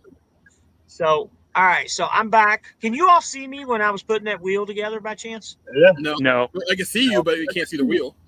Yeah. Well, the wheel's going to come in here in just a second. I'm doing that now. Well, did you ever tell the audience what the criteria was to qualify? Yep. Yeah, he said it last week. No, last week or the week before last. And you only had 5 people sign up for wow. Only 5 people. So, Mike, when you added that screen in, they've changed the layout here. How did you add that screen? Okay, down in the bottom left, it says present. You click on that, and then you can add slide PDF, videos, image files, share screen. And it's at the very bottom underneath the big square is where it's at. It has a little preview, at least on my screen, it has a little preview of your camera. And then right beside that, it says preset, and then you're in the show. But it's on the bottom underneath the big, just under where your phone number is scrolling, at least on our screen. Yeah, they changed the layout on me here. Let me take his thing down. Okay.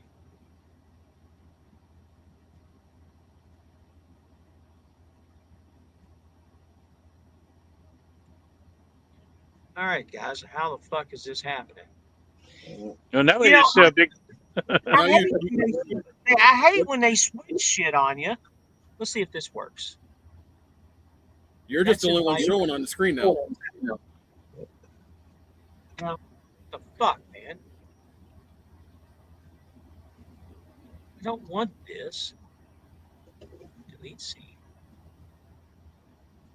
I don't have to get up early in the morning. What the fuck, man? Where is that at? Yeah, so you're the originator, so I don't know where it would be at on your So screen. are you clicking on share screen? I found it. Hold on, guys. I found it. Let's see here. Nope, that ain't it. Let's go. When do I have to deliver Because you click on this? share screen, it should show your screen. No, they used to have it right here, and they've changed. StreamYard. I'm about ready to get rid of StreamYards because they do shit all the time, and they do different things. They change stuff up. Insufficient miles, 500 minimum. What the fuck, man? All right, I'm just gonna. You guys are just gonna have to trust me. I'm gonna spin the wheel because StreamYards has just changed everything, and I need to figure this out. Let's see if this works. Maybe this happens. Nope, that's invite guest. I don't want to do that. Why Do you is have this a not- link? Do you have a All right, link? let me- Is it a web deal where you can give me a link to it? Let me concentrate on this for a second. Hold on. I got to figure this out. Extra camera. See what you. You know what? Why does it tell me I'm not upgraded? Am I not logged in or something? For some reason, it doesn't have me logged in. Hang on. What the fuck, man? I paid for this shit. You have to log in each time you start Yard. Not mine. Not mine. Mine hasn't been that way. What the fuck? All right, I'm gonna send you this, Mike. So, Mike, all you got to do, just go to this webpage, okay? And then you can pull it up. All right. Okay. I can't send it to you. Pull this up through the video. It's wheelofnames.com. Wheel of Names. Wheel of Names. You know what? It didn't sign me in because this motherfucker did a update. That's why it did that. Son of a bitch. Okay, so you said we have 5 names? I'm going to give you the 5 names. Are you ready? Yep, I am. You got 10 to life. Okay, Tinda. 10 to life. Number 10 to life. To life. Okay, you got Blue Shadow.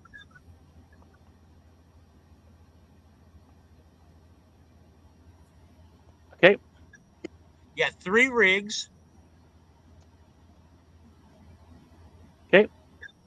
You got Mad Truck. Okay. And you got Gary Munday. Munday.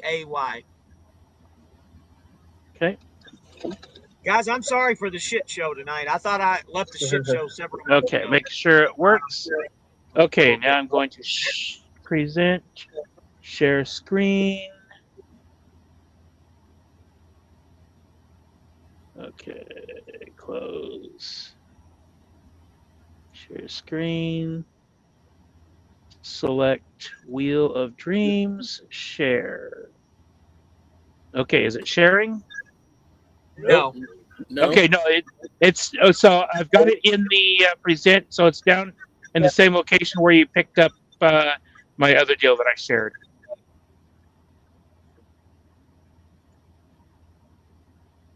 James got to prove it, I think.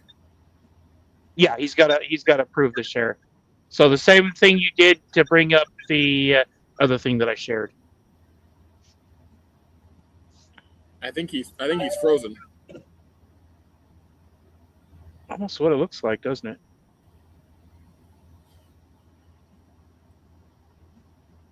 Are you there, James? I'm here. You froze for a minute. You gotta prove his thing. Yeah, so you got to prove the share like you did the other item I shared. The other page I shared. Add the stage. There it is. Okay. You know, there it is. You ready? I see it now. It's down below the fucking. I see it, and I see the one that I can add too. So you spinning it? Yep, it's spinning. All right, guys. I wish you would have said that you were going to spin it rather than just do it. I did say I was going to spin it. Yeah. Huh? I did say I was going to spin it.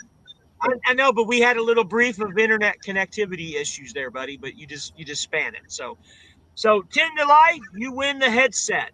I will send you a message for you to get in hold of me so I can get your address. I don't want to spin the wheel and then go back and say, "Oh, guys, that didn't count. Let's do another one." So 10 to life, you get the headset. Did you guys not see it spin? Yeah, I saw spin. Okay. We saw you spin. Yep. I spin all the time, but. Oh man.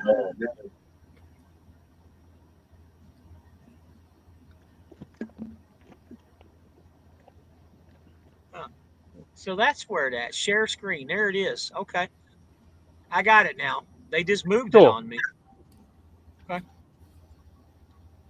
All right, so 10 to life. Send me a message so we can figure this out. All right, let's go back to the comments. You guys are talking about capacitors and shit. I feel like I'm building a DeLorean here for the states. Isn't that right? What? And fire your truck up super cute, super quick, not super cute. Everybody's talking about these capacitor shit. I feel like we're building a DeLorean to go into the future or something, man. Flux capacitor, arguably the flux capacitor from Ghostbusters. Okay. I wish I knew that last month because I just got new batteries last month. I'll look into that next time around. Maxwell makes it. I'm so far behind on these comments. Maxwell's the one I got. Get ACM. So these guys are just talking batteries. I'm sorry, guys. I'm going to skip through some of these. You all keep talking. Yeah, you cannot put those capacitors on the lease trucks because it requires modification to the wiring. Sorry, Wes. You guys were going back and forth about capacitors. Like I said, I felt like Doc Brown for a second. Wes says, don't you mean office staff appreciation week? That's absolutely right, man. And pretty much. The wife texted, said she apologized. She texted me a minute ago and apologized. She had some personal issues at the house she had to contend to, and congratulations. She saw the spin, and Red Raider says congratulations, 10 to life. Yeah, guys, 10 to life. Please, I'm gonna send you a message right now, so you can give me a ring, brother. Is he in the chat? He's not in the chat. Bear with me. Shit, I don't even know how to send him a message. He doesn't even have any. He's got no subscribers, and he's got nothing on here. So, 10 to life, if you see this video, you need to reach out to me. My phone number's down there. I'll give you a couple weeks to reach out to me, and if you don't, if you're just a casual person, or if the wife knows how to get a hold of him, I really don't. If you got no videos out there, I don't know how I can get a hold of you. Do you guys know? You can't message him? No, I don't have a way to message him. But anyway, I'll give you a couple weeks to get in touch with me, buddy. Please watch these videos.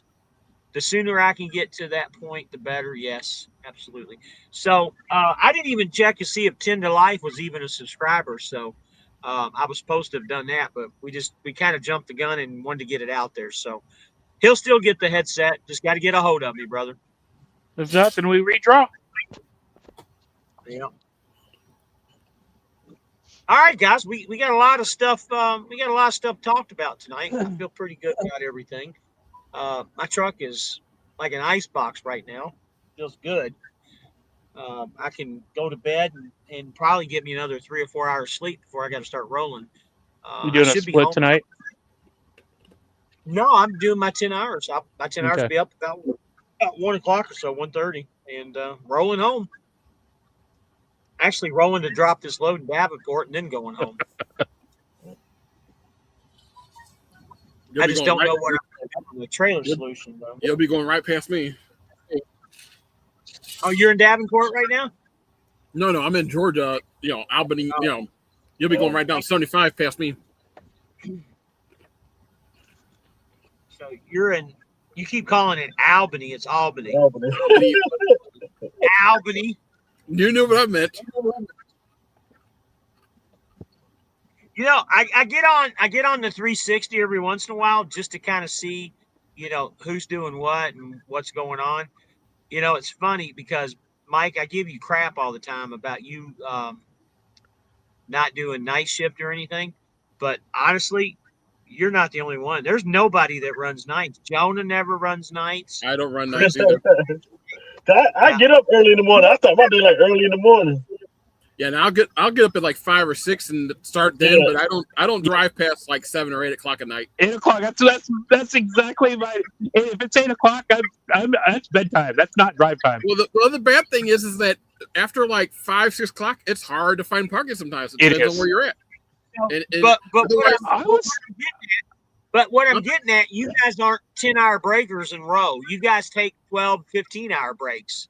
You know, you literally, Jonah, you're one of them too. You said, I start my day early. Yeah, you start your day early, but guess what? You park still at like 4 or 5 o'clock in the afternoon, and then you take a 14, 15-hour break. Am I wrong? Yeah, I mean, I be up there.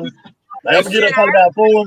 It depends on how you want to run your business Yeah. too. You know, like that one. Someone said that they, you know, you barely do anything and you make money. Yep, sometimes you do that. Nick's running Heck, right now. I was trying to find a parking at 3 o'clock this afternoon, but I can't deliver until noon tomorrow. I'm only less than 100 miles away, so.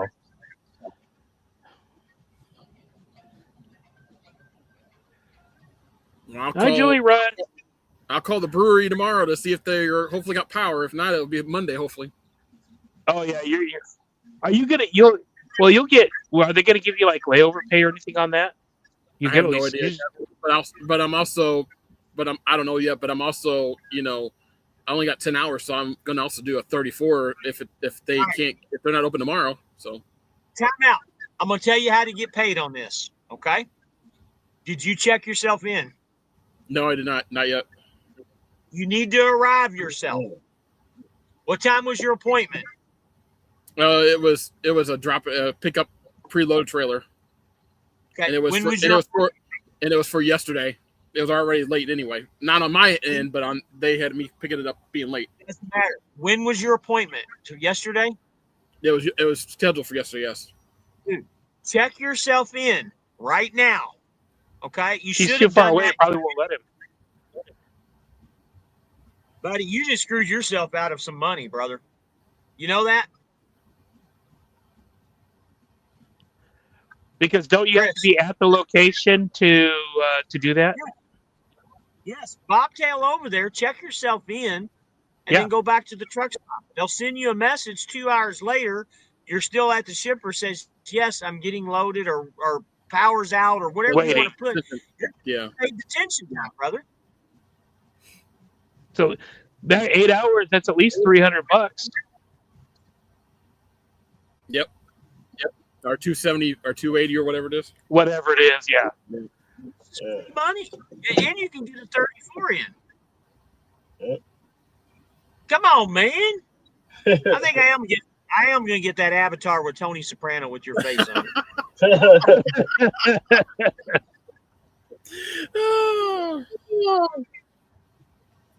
Some miracle. So, Flying Patty was making fun of you there. Albany. Flying Patty's my buddy. Some miracle says, I'm the same way as Jonah. Yeah. You guys, man, you got to be hustlers out here. If you're going to be out here doing this shit, man, you got to do your 10-hour break and roll the fuck on it. Excuse my French, but you do. Hey, as long as we get our 3,000 miles on it, what's it matter? I only got 70 hours I can work. You guys are starting to sound like fresh Swift Academy graduates.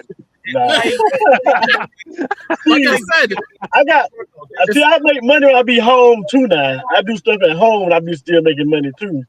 So, I mean, yeah. Well, yeah, I just came back Sunday from home and I made $800. So at least I made some money for, you know. Jonah, we're not talking about your pimping business on the side. You're making money at home. No. Swift will pay attention if you aren't late on the account. Has nothing to do with him being late. We're not even talking about that. The load was late getting to him. Yep. He'll get paid on it.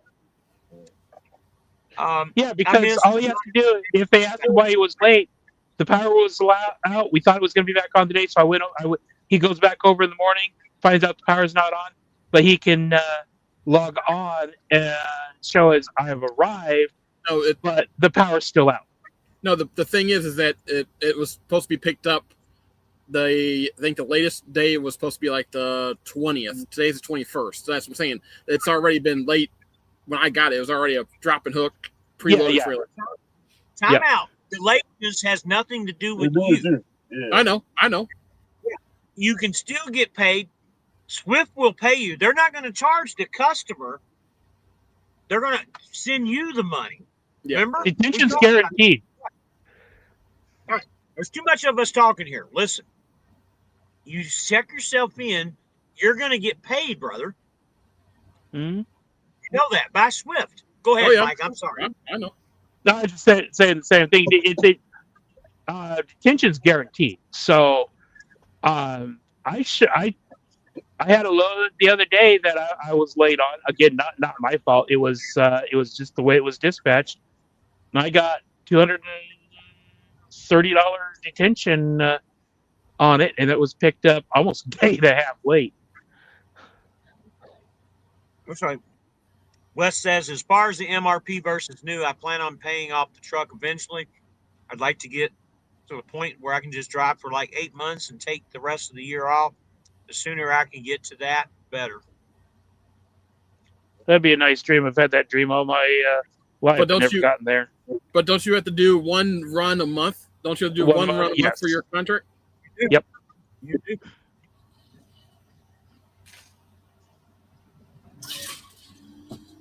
Virgil says, be safe, guys. Keep it between the ditches, and good night, everyone. Good night to you. Go ahead, Good Mike. night. Night. I was gonna say it doesn't have to be a long load; it just has to be a load. Yep. Wes says, if you aren't late of your own accord, means you aren't the reason it's late. That's correct. Correct. Sorry, my wife is an English teacher, so I tend to use big words that most truckers don't understand. Yeah, my wife is the same way. She's not an English teacher, but Mhm. she's very proficient in writing. If I have anything that needs to be written, she writes it. Oh, people That's hate why my she- writing.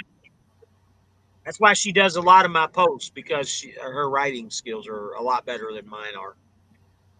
Yeah, nobody likes reading my writing because I don't even use any punctuation or including periods. Just one big long sentence. Didn't say I'd stay at Swift after paying it off. I would go to Landstar or something if need to be.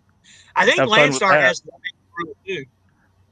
A lot of companies have that, man, and it's because there's a couple things. There's the drug test, and then there's also just being a part of the human resources, being on the payroll.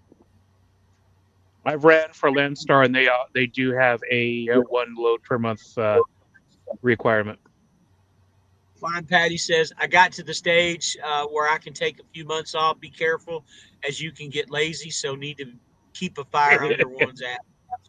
So with this saying, I got one of my guys, and I haven't talked to him in a while. I need to check up on him, but he actually lives in the Philippines, and he'll come over and drive for 7 or 8 months, and then go home for 29 days or 30 days or whatever the month is. But he does that on a regular basis. He drives for Swift. Drives for Swift.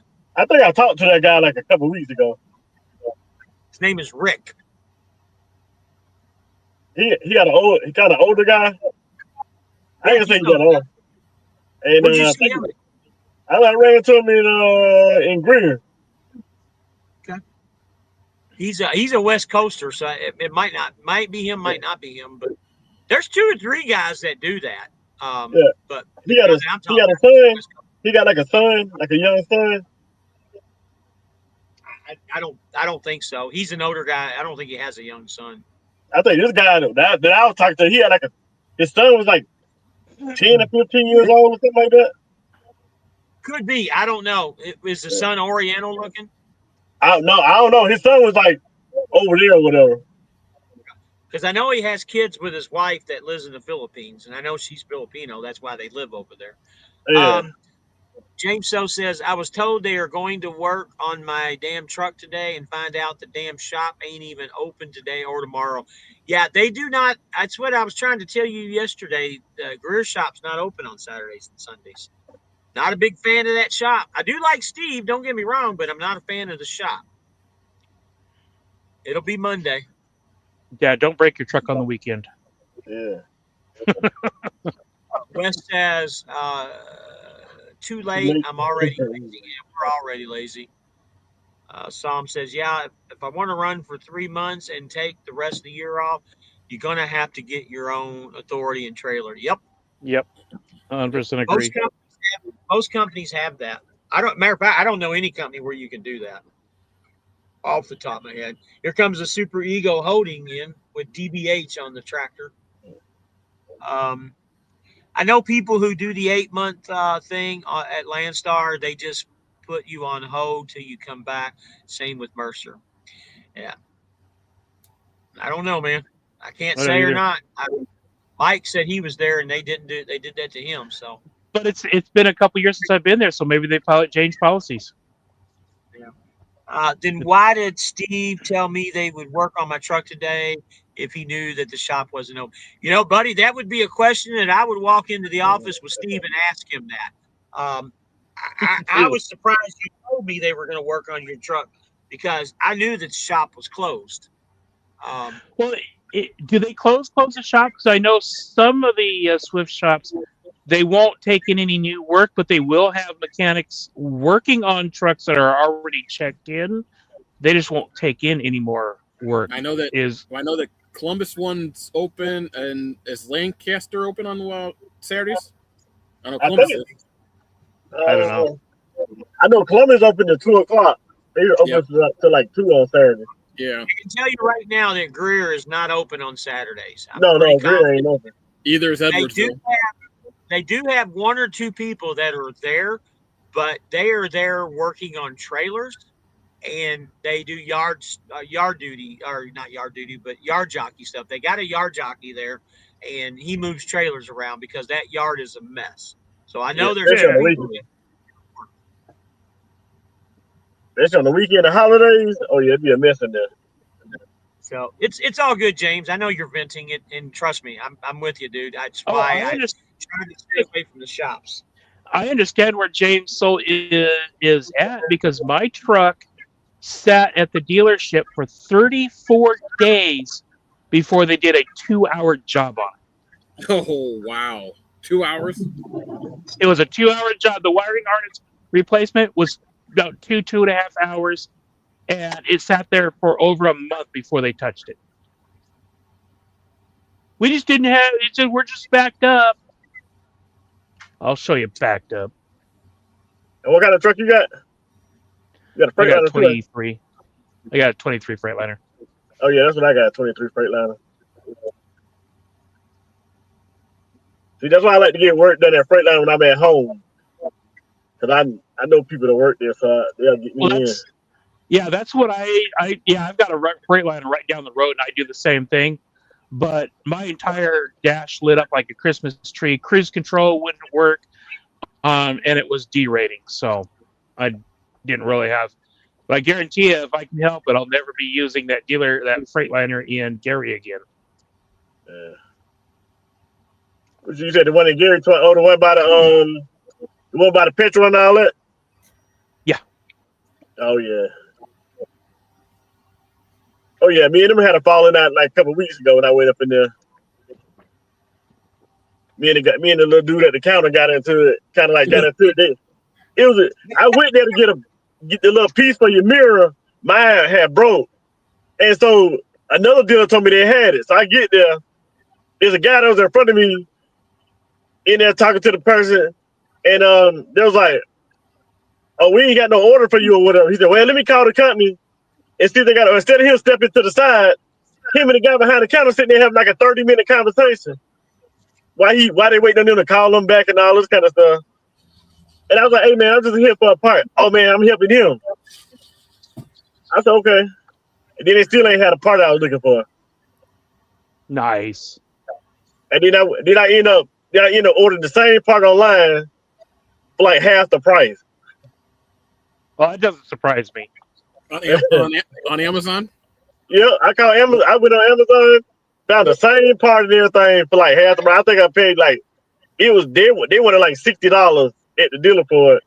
And I went to Amazon and got the same part for 20. It was like, I think after they shipped it to me, it was 25. No, it was 29. It was like $29 and like 14 cents or whatever. Was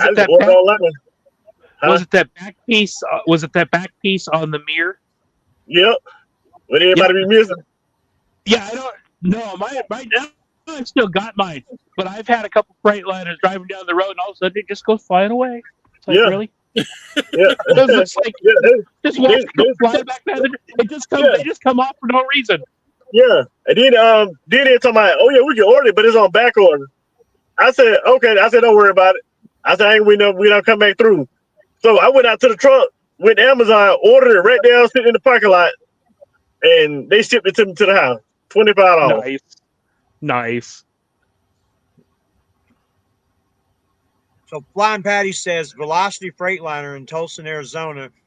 Great to deal with if you are ever coming to need by there. Yes, So I've dealt with them before. They are good. I will give a shout out. I don't know what the I think it's MHC, but don't count me on it. MHC in El Paso, Texas. 2 years ago, almost 3 years ago now, when I was here at Swift the last time, I had the 23 Kenworth that went into D-rate, and I had to have it towed from God. It was Arizona. I forget what, not Arizona, New Mexico. I had to have it towed like 150 miles, and I did a video about it, and I think I did, but anyway, he destroyed the wrecker driver. Just absolutely destroyed the front bumper on my truck, Ooh. and it ended up costing like $8,500. Now, granted, the whole truck was under warranty and all that shit. Only thing I was out was downtime. They put me in a loaner truck, so I only lost maybe 3 days of work, and I kept rolling and everything. But $8,500 worth of damage to that Kenworth. Just the bumper and a little couple spots on the hood. They had to repaint the hood. And but anyway, getting back to MHC Kenworth, they literally got me in, got the truck fixed, and it was ready to go. It's just the damage, the repaired damage from the wrecker driver.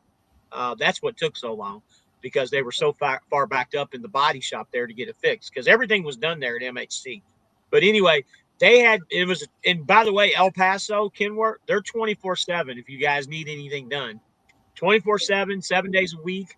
They run a skeleton crew, but they're at least there and they work on them constantly. They had my truck fixed in 12 hours, not counting the body work. If that wrecker driver wouldn't have screwed my shit up, I would have been rolling out of there with my truck in 12 hours. I don't know too many companies that can do that in today's world.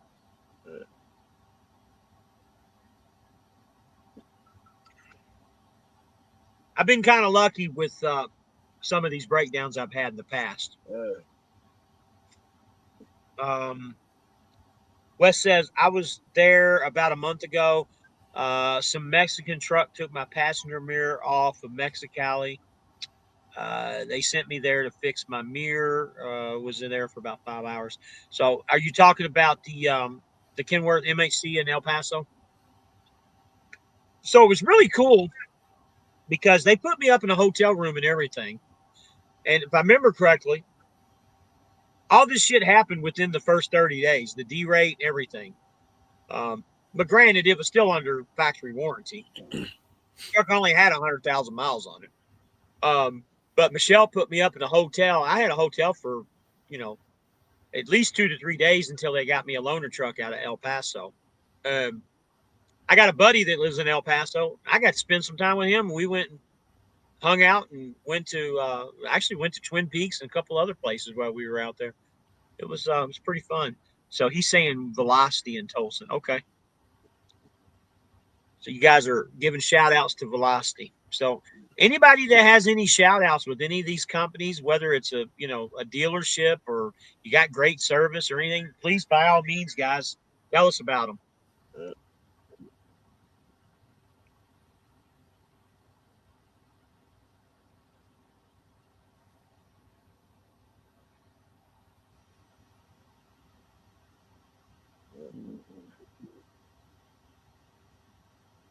That MHC in Charlotte, they real good too.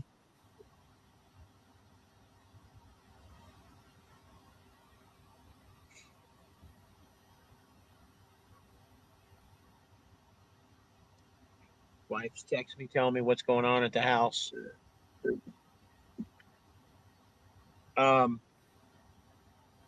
Anybody else have any comments? I mean, huh? Getting your honeydew projects ready? No, not really. Just some stuff that I got to. Well, I guess in a roundabout way, I guess you could say that. Buddy, I got projects for days, brother. I got projects for days. When I go home, there's always something to do. I got so much shit coming in from Amazon for the truck, literally everything. So Wes says, yeah, he hit my mirror, hard snapped it right off. Had to use zip ties to get it to work, and Dodge scaled all the way to Tulsa. Yeah, Nice. you know, I got to tell you the truth. Was it a door mirror or was it a hood mirror? If it's a door mirror, I get it. But if it's hood mirrors, I mean, I don't think it's Not a a big requirement deal. for your computers. Yeah. No. Got that honeydew list to do with? Yep, absolutely. So, Mike, you brought this up a minute ago, and it's actually kind of a good topic we can really talk about. So he said it's a passenger door mirror. Okay.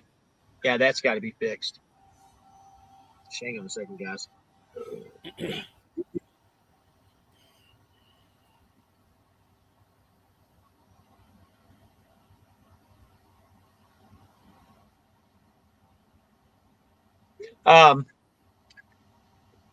We were talking about this earlier, and you brought it up about you go back and forth about keeping the truck you got. I mean, all the stuff you've had done to your truck now, Mike. I don't know if I would get rid of that truck.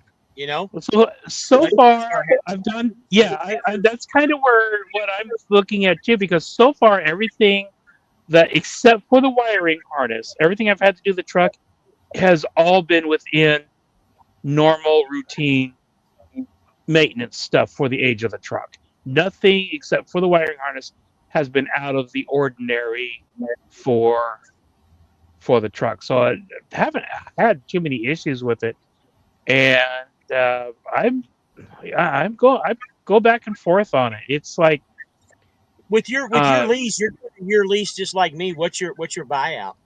Do you know? that. I don't know. I don't know. I don't remember what she said it was. It's on your contract. You know where your contract is? Yeah. Now, can you once that MRP lease gets done, can you do another MRP on top of it, like another extended? I can because I only did a 1 year.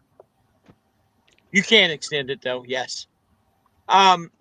What's the mileage on your truck, Mike? 380. 380. Yeah, you can MRP that. I'm gonna say So I got something something to blast. I got something to blast here real quick. We got royalty in here. Cash is King is on. What's up, Fly Rapid? I know that's really him because he has a wrench. I've given him a wrench many times. Good to have you in, Cash. You need to check my video. You need to check my video out. It's probably going to come out middle of the week. I got a big surprise, and it's kind of corny, really, but it's kind of cool. Took a long time to get it done, but check it out.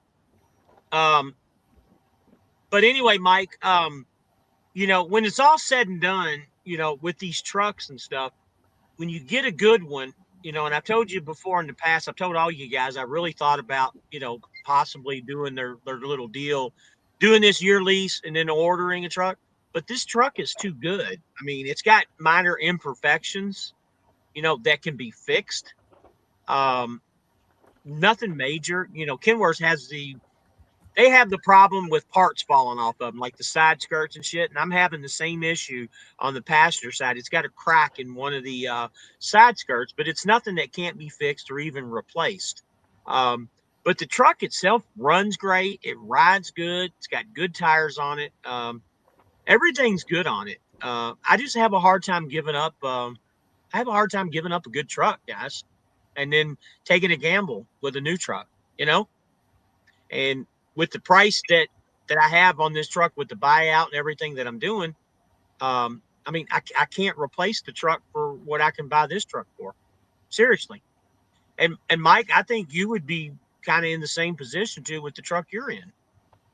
I don't think you can replace what you got for the price you're paying for it. Yeah. Well, my price is 88,000, but that's not my buyout. Let's see. The truck cost 23.23. 88.4 is what the total price is, and I'm not. Oh, okay. Let's see. The total amount of rent payments is 29,480. let's see. The lease terms 54 weeks with weekly payments 52 weeks. So it ends on September 5th, or when the balance is due. Absolutely, fine, Patty. Better the devil you know than you don't know. Absolutely. And that's kind of what I'm contemplating. The allure of having a brand new truck isn't really something that I need to have, like most guys have to have. I came into this Calculator. truck with a big question mark because it was used. But now that I've got it and I put, damn near 50,000 on it, knock on wood, I mean, it runs great. I don't know if that's a good option. So because And I'm only doing a you 1-year got lease. half price for it. What's that, bud? Okay, so my total price of the truck is 86,000. I'm paying 29,000 for the 1-year lease, 29,480. That's going to So bring your so price down after you pay the that 29. so that would put my buyout at 56,000. So if I think I should be able to extend that probably 2, maybe 3 years, which would bring it down to around 15,000. Well, see, that's exactly what I had in mind too, is just completing my year lease and then in November just rolling this over into the MRP program and finishing it out for 2 years and getting that buyout somewhere around 10 to 15. That's exactly what my thinking is. And I'll end up paying half the price for what a brand new truck would be at the same caliber, and it has low miles on it. Yeah, I want to get the money put together so that I can do before the lease expires. I want to take it in and have a dyno done on it, and because a good dyno will tell you how the life expectancy is on that engine. Not me, man. I want to make it rain, and I'm going to go to the strip clubs and stuff with my money. No, I'm just kidding. You're Well, you're that's you're 100% right, man. Put your money in the bank and get everything done. I don't think I need to put this truck on a dyno at all because this thing pulls hard, it runs good, and it has no problems getting down the highway. I mean, guys, I was getting 10.1 miles to the gallon hauling 42,000 pounds the other day. 42,000 pounds. And granted, I was on flat land, but still 10.1 miles to the gallon average. Um, I'm hauling ass today at 71 in this truck, and I'm still getting in the tens with, I think I got 15,000 in the box. I'm still getting 10 miles a gallon with that. Well, that's actually one reason I'm still considering on upgrading the truck is because the T680 is getting better fuel economy than the Freightliner. So I got an idea for you. And again, it's a big question mark. And we've talked about this before too. When you give your truck up, get you a T680 like I did, a 24 or 25, do a 1-year lease on it just to see if it has any mechanical Yep. issues. That ends up being a good truck, like what I'm doing. If I have problems with it, then obviously I'll figure something else out. But if I don't, then I think I am gonna roll it into the MRP. You can do the exact same formula that I have if the truck works out. That's why I did the 1 year. That's exactly why I did the 1-year lease on this one. That exact reason, because if I have a problem truck, I want to be able to dump it at the end of the year. So because it was a used truck with almost 280,000, little over, actually it was about 250,000. Then I wanted to be able to dump it at the end of the year if it turned out to be a problem truck. But I can't really say it's been a problem truck because all the issues that I mean, tires, the DPF, they've been expensive stuff, but they're normal routine stuff for the age of the truck. And Cassius King talks about this all the time too. I know he's on here, and he talks about this all the time too. When you go into the Loves, and I actually saw it at Walmart the other day too. But when you go into the Loves and the truck stops, they got all the Cummins gear. You can start wearing the Cummins hats and the T-shirts and Yeah. the jackets and all that. Once you get the Kenworth, you're Cummins royalty. Because I know he talks shit about the Cummins all the time, and I had to say that he's a PACCAR guy, man. He loves his PACCAR and his Peterbilt. He's actually had pretty good luck with it. I think he was talking in his last show that he's really deciding what he's going to do at his next step. Let me get these comments down. I just had to throw you out there, Cash. I thought that was kind of funny. He always talks about the Cummins gear. Him and DIY go back and forth on. I don't know if you guys ever watch it, but Cummins. Speaking of which, Chris, are you a Freightliner guy too? Yep. My gosh, what is it with you guys and Freightliners, man? I got a 20. I got a 24.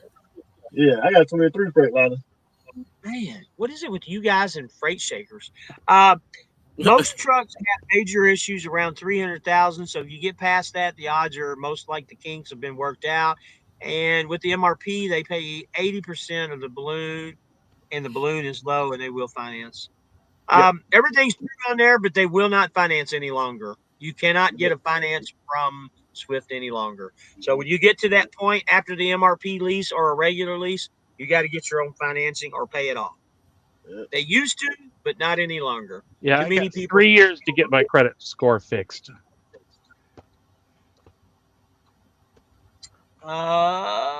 Sam says, is this true or not? I heard if you get your own insurance instead of using Swift, you can take the Netradime off and put your own dash camera up. I just don't want the Netradime telling me how to drive. You sure?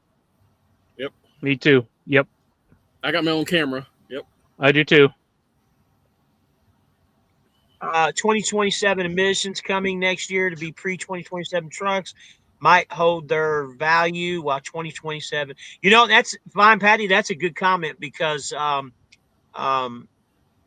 that's really true because that happened in 2009, 2010 when they first started coming out with all that crap. You're exactly right. And those trucks held good value. Another thing too that I like about my 24, and I don't know if anybody on here has a newer one that's with Swift, but my 2024 doesn't have the round disc on the passenger side for the lane keeping crap. I do have lane keeping, but I don't. To me, that round disc just looks so freaking ugly. I don't like it. It just looks like it was added in there. But I think the new ones have it.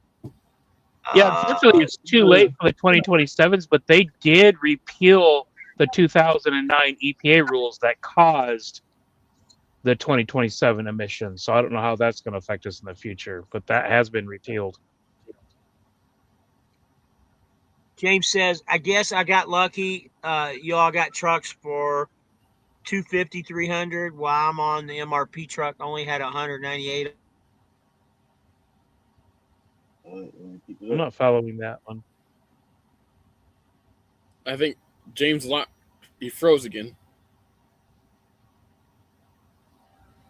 Yeah, I think he froze. Did he freeze? I think so.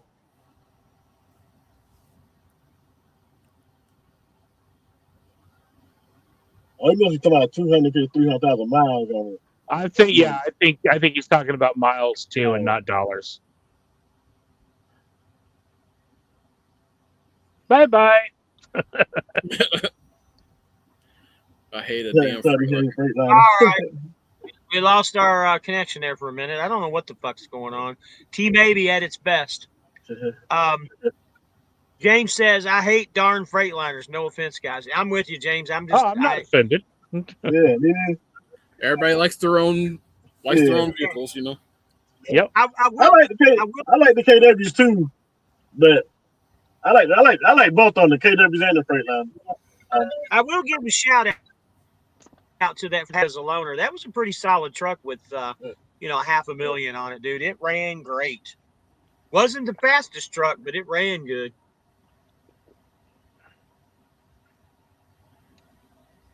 So Flying Patty says his old Wally World shaker keeps me rolling, and I'm at 9.5 miles a gallon. Phoenix, Vegas, LA, and back to Phoenix. That's actually pretty damn good. 9.5 miles. What year is yours? 21, 22, maybe 23? So if you guys don't know, Flying Patty works for the Pumpkin, but he owns his own truck outright. Yeah, if you can, that is the ultimate way to go. If you can own a truck and it's a good truck, I mean, that's... Wow, it's a 2018, he says. That's pretty damn good, guy. Yeah, it is. Pretty good. All right, we've dwindled down to 10 people. If anybody's got any comments, let's put them up there. We'll get off here in about 5 to 10 minutes. Any of you three guys there wanna say anything? Oh, look at here. Hold on a second. 10 to Life is in the house. You need to give me a call tomorrow, 10 to Life, so I can get your address, or just text me your address. You won the headset. My phone number is scrolling down at the bottom. Text me your address, and we'll get it out in the mail here this week. He goes, "Is it true?" Well, I don't know. Maybe, should we give it to him now? I mean, he wasn't present to win, so I don't know. That's true. Now you can thank Red Raider Reloading, man. He's the one that donated it. But yeah, I did it as fair and square as I possibly could, man. But it's yours. Just get in touch with me. So Wes says, I've had bad luck with KWs. The one I own was at Swift before, blew the motor up at 370. The last one I had, the wiring harness had to be replaced. Never had major issues with Freightliner. That's what everybody says that they have Freightliners. They like Kenworths, but they've always had problems with them. Well, every truck has problems, I guess. Sam says, oh, thank God. Appreciate that info. Is there any restrictions on decals we can add to the truck or how that works? The only thing that really changes if you want to put your own company in, you got to change over to the operated by Swift rather than the leased to Swift. That's it. Yep, 10 to Life just showed up. And look who it is. Korean Army Girl's in the house. The Netrodime doesn't talk to me. Once it said slow down when I was still under the speed limit. Yeah, it talks to me all the time. Hey, slow down. Slow down. Speed's too fast. Or safe close distance or some. I don't even listen to it. I got the radio blaring. Maintain too close. Yeah. Maintain following distance. And it does it as soon as somebody pulls over in front of you, and immediately before you even have a chance to respond, it's going slow down, maintain distance in front of you. So, Korean Army Girl, that's Virginia. Is things working out for you? I haven't heard from you in a couple of days. You were supposed to call me. We were going to go over some stuff, but feel free to give me a call tomorrow. I'll be driving. We can go over. I'll be driving at 1:30. Yesterday got me in trouble the other day. I accidentally ran a red light. I said I didn't have room to stop, but they disagreed with it. So Cash says, what horsepower is your X15? I like those T680 next gen. Might have to get a Cummins. That fuel economy you're getting. Yeah, my fuel economy is through the roof. I'm totally impressed. And one of the reasons why I wanted a KW again when I came back to Swift is because of the 23 that I had with the fuel mileage I had with that one. Yeah, it's an X15 and it's a 450 horsepower. I don't know what the torque. I don't know what the torque. But the horsepower rating is the 450. But yeah, that's one of the reasons why I went back to the KW, because of the outstanding fuel mileage. I'd be more than willing to share any figures or pictures or numbers if you needed them. Cash. Tender Life says will do. Yeah, just shoot me a text and I'll get that headset right over to you this week. I'll be home this week so I can deliver it myself, my personal self, get it out in the mail. Michael Pierre just picked up my new T680 from Lone Mountain, and I don't think I'm ever going back to Freightliner. Yeah, absolutely. Speaking of Michael Pierre, I think you're friends with me on Facebook. I think I accepted your friend. Give me a call tomorrow. Let's chat a little bit, because I saw some stuff that you put on there, and I'd like to talk to you about it. Give me a ring, man. 10 to Life says, my wife is about to get in the truck with me, so perfect timing. Awesome. Nice. Awesome. I just tell the camera to F off. Absolutely. I just turn the music up and blare the music as loud as I can. My favorite is when they tell me to slow down when it's 40 mile per hour minimum speed. Yeah, it does that to me all the time too.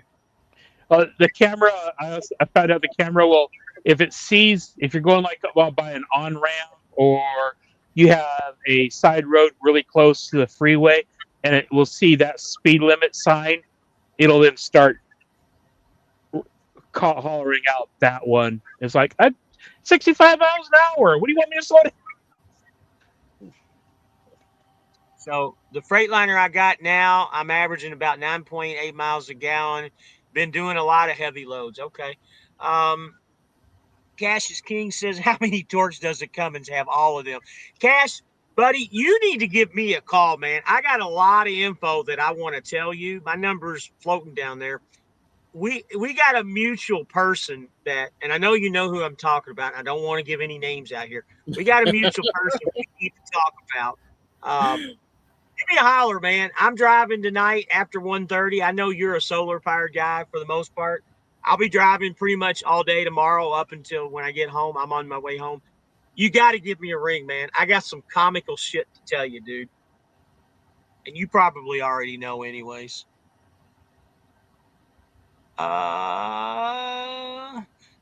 Just makes me laugh thinking about it, man, to be honest with you. Unfucking man. And I'm trying hard not to get in the middle of shit, honestly, because I don't need or want the drama, but man.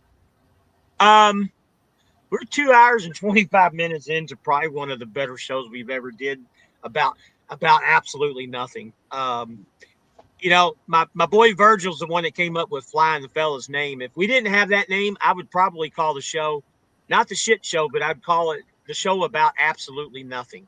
Because I think that one actually works better. But God, we have fun doing this, don't we? Oh yeah. You got Air Jonah, Tony Soprano, and my wife thinks Mike looks like Mike's the weatherman. Weather and traffic man. But she said he looks like who did I tell you look like? I don't remember. Oh my God, he's an actor too. You were naming off several of them, so I'm not sure which one. Brando. She said you look like Marlon Brando, the Godfather. Marlon Brando. So he looks like Tony Soprano. You look like the Godfather, and we got Air Jonah up top. That's freaking fun. I got to tell you, Jonah, you know, when you get ready to decal your truck up, you got to put your Air Jonah up on your truck, dude, somewhere. I am serious, man. It looks just like you, dude. Yeah, you gotta see me. You still ain't sent me the number for the lady or whatever. What number? Oh, okay. You want that? Yeah. Yeah, I was I was try to call her up and see what the deal is. I might get mine done. Okay. All right. Trucking with T-Bone. Damn, Cash. Gonna let him talk to you like that. I have a truck and calling your solar powered. Yeah. I'm just giving him crap. Greg is down here, says, watch out for this big storm coming up into the Northeast, guys. Yep. Craig, if you're interested in getting that new truck decaled, I know you used I'm not gonna mention his name, but you used let's put person X in this spot. If you want that information on the people that I use, let me know and I'll be more than happy to send it over to you. They're in Elk Grove Village, Illinois, which is basically a suburb of Chicago. And yeah, I was looking for I was making sure they didn't take my white walls off my truck in the middle of the night, or my hubcaps, because it was in a bad part of Chicago. I felt like Chevy Chase, man.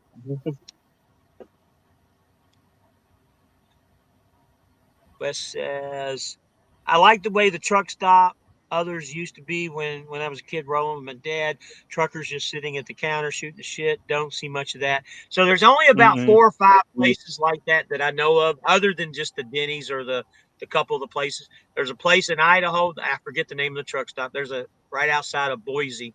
There's an Idaho truck stop. I mean, you feel like you're in the movie Smoking the Bandit. That is one of old school truck stops.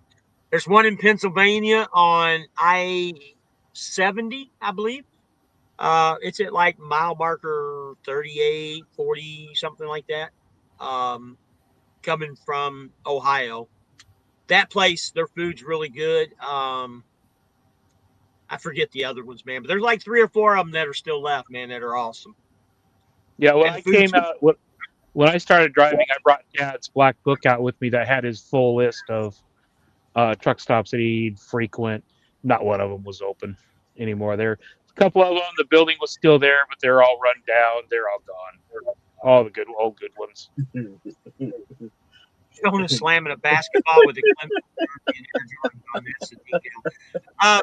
10 to life. My wife, I don't have a way to put it up here, but I'll put it in the post. My wife did a picture of Air Jonah. It's got his face on Michael Jordan's cartoonish body, man, and I'll put it up in the post. You guys can take a look at it. I meant to use it as the avatar, but I'll use it as the avatar sometime. Blind Patty says Elk Grove Village is the home of the White Volvo Mafia. Is that where Super Ego is? There he is. There's Yes, that's where Super Ego's out of. Yes. Is it really? I did not know that. I did Where? not know. Yeah, Elk Grove. Yep. Wes says, "Well, I was saying your show is okay. My show's like an old truck stop. I got you. Yeah, it's just we literally just talk about whatever's on our mind, man. We just try to make a couple hours go by. James Best used to do lives from his basement, and he would drink, throughout he would do 6, 7, 8, sometimes even 10 hours. And sometimes he'd leave the live stream going and the other people, and he'd pass out. Did you all ever watch James Best? Oh my God, his stuff was classic, absolutely classic. A lot of really understood why. I thought his shows were pretty funny, actually. When Cash and DIY get their channel, when they get their shows going, they're pretty funny. If you guys haven't ever caught one of them two going back and forth to each other, talking about getting their Cummins together is funny. I mean, they talk about how much power does a Cummins have, how much torque, all of them. Some of the shit that they say is funny, man. Somebody I miss listening to is Truckin' Bozo. I miss him. Behind the Volga River. Okay. I did not know that. So has anybody seen Truckin' the Seven Seas lately? I haven't seen any new videos coming out with him. No. And you all watch him? I heard of him. I don't think I watched him.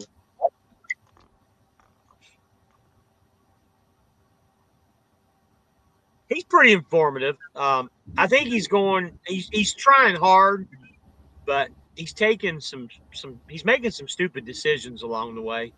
And we all do. I mean, it's nothing that he's doing wrong. He's trying hard is what he's doing. He got his own authorities. What happened? Yeah, sorry. Also, if you're using T-Mobile home internet for your truck, I can give you some advice on improving your service. I've had them for years. Before I was a trucker, I worked IT doing network stuff from T-Mobile. Okay. I love T-Mobile. I use the T-Mobile home internet. It works great. Well, I ran out of money to get it, but I've got a new Wi-Fi solution. And like I said, guys, I'm going to get it here. It's probably after the truck show. And when I do, I'm going to test it for a month. And when I do, I'm going to let you guys in on the deal. It sounds too good to be true, to be honest with you. But when I get it and I try it out, I'm going to let you guys know. The only thing that's a big negative, and I'm talking to the owner about it. I think the upfront cost is like $410 or something for the equipment to get it started. There's got to be a better way to get people into this a little bit cheaper. But the service itself is basically what we're paying for T-Mobile right now. And the other thing, within the next 30 days, they're going to be hooked up to Starlink rather than T-Mobile with this Wi-Fi service. So that's going to be even better because with Starlink, you're never going to have issues. If you're looking at what I think you are, the upfront cost is for basically the modem router unit. Yep.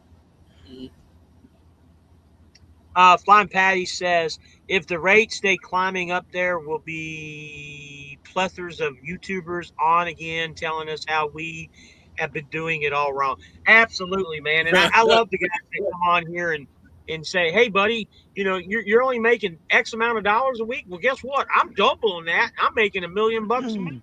It's great, man. But that doesn't mean that I'm not happy doing what I'm doing. Starlink is a PETA unless you mount the dish on your roof. Well, there is no, I don't know what PETA is, and there's no dish with the service that I'm talking about. Again, I don't know about the service. I haven't done. I'm gonna buy it. I'm gonna test it and see how it is. I've already told the owner if I like it, I'm gonna bring him on the show and I'm gonna let him sell his product on here. Pain in the ass. Okay. Don't know, man. Gonna give it a shot and try it out. I figured for $400, I'd spend it to see what it's about, especially if it goes against T Maybe.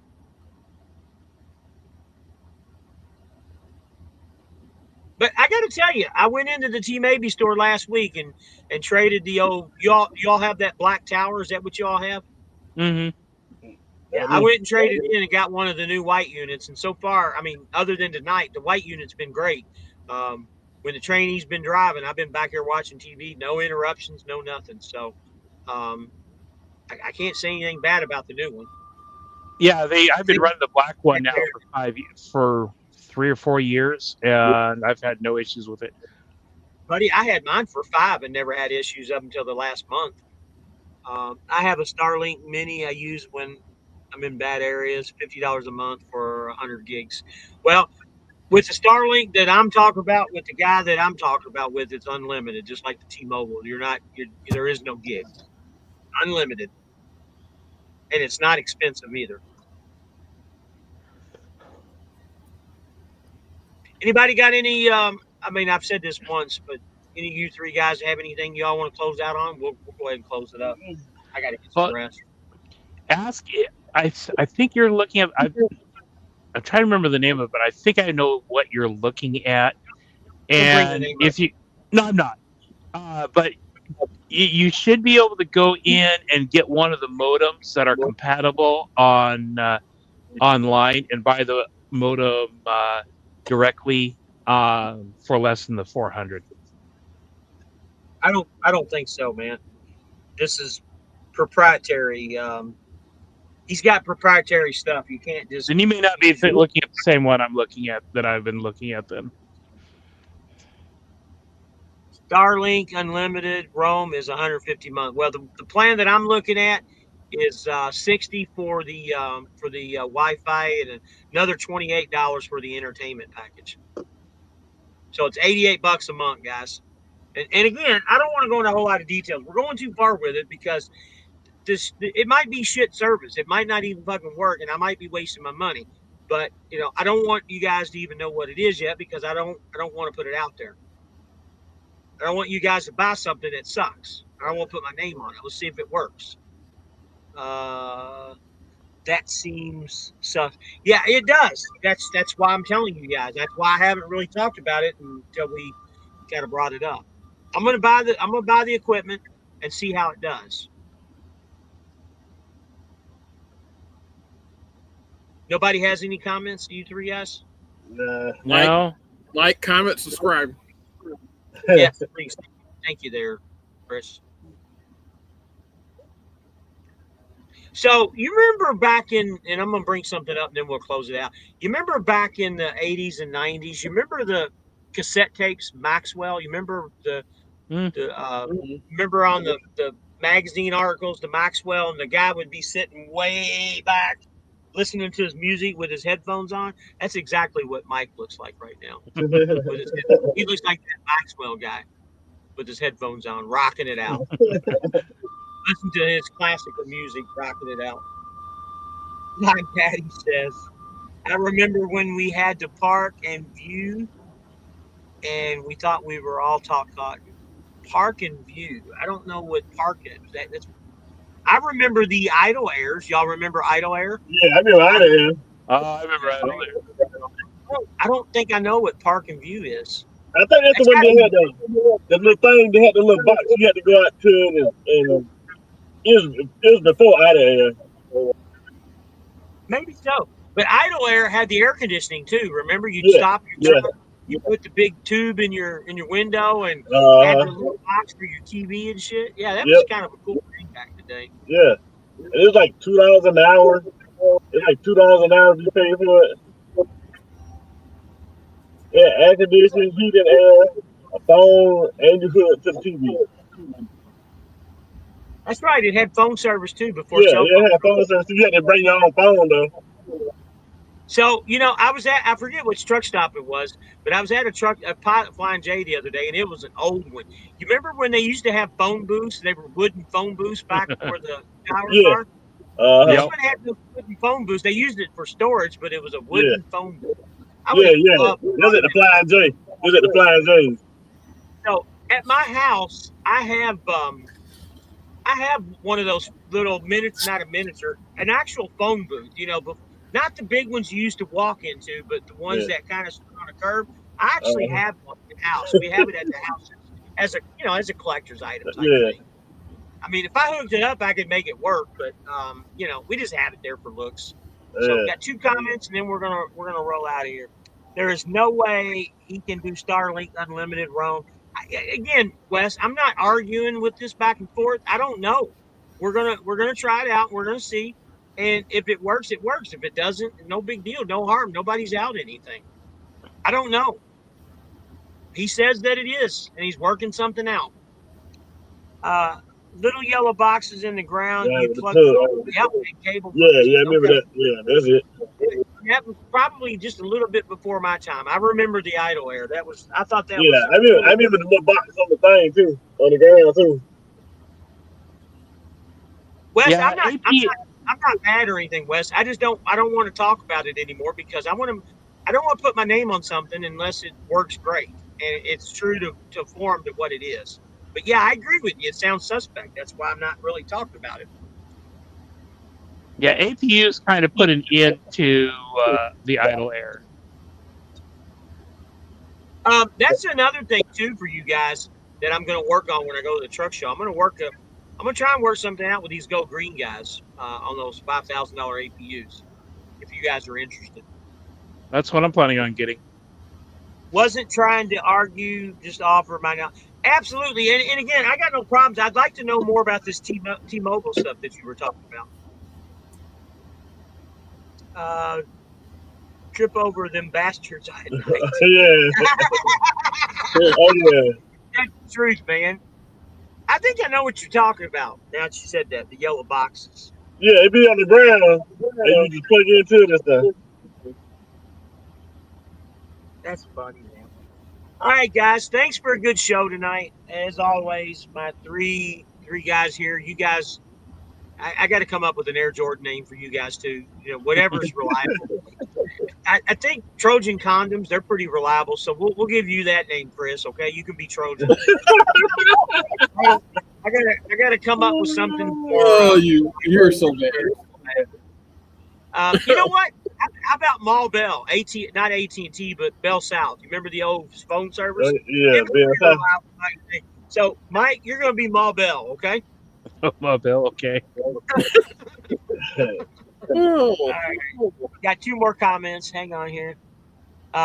There's that one truck stop in Tennessee. You still have own phone boxes over. You know what? You were absolutely right. Lebanon, Tennessee has that. It's Uncle Pete's or something like that. That's a great place too.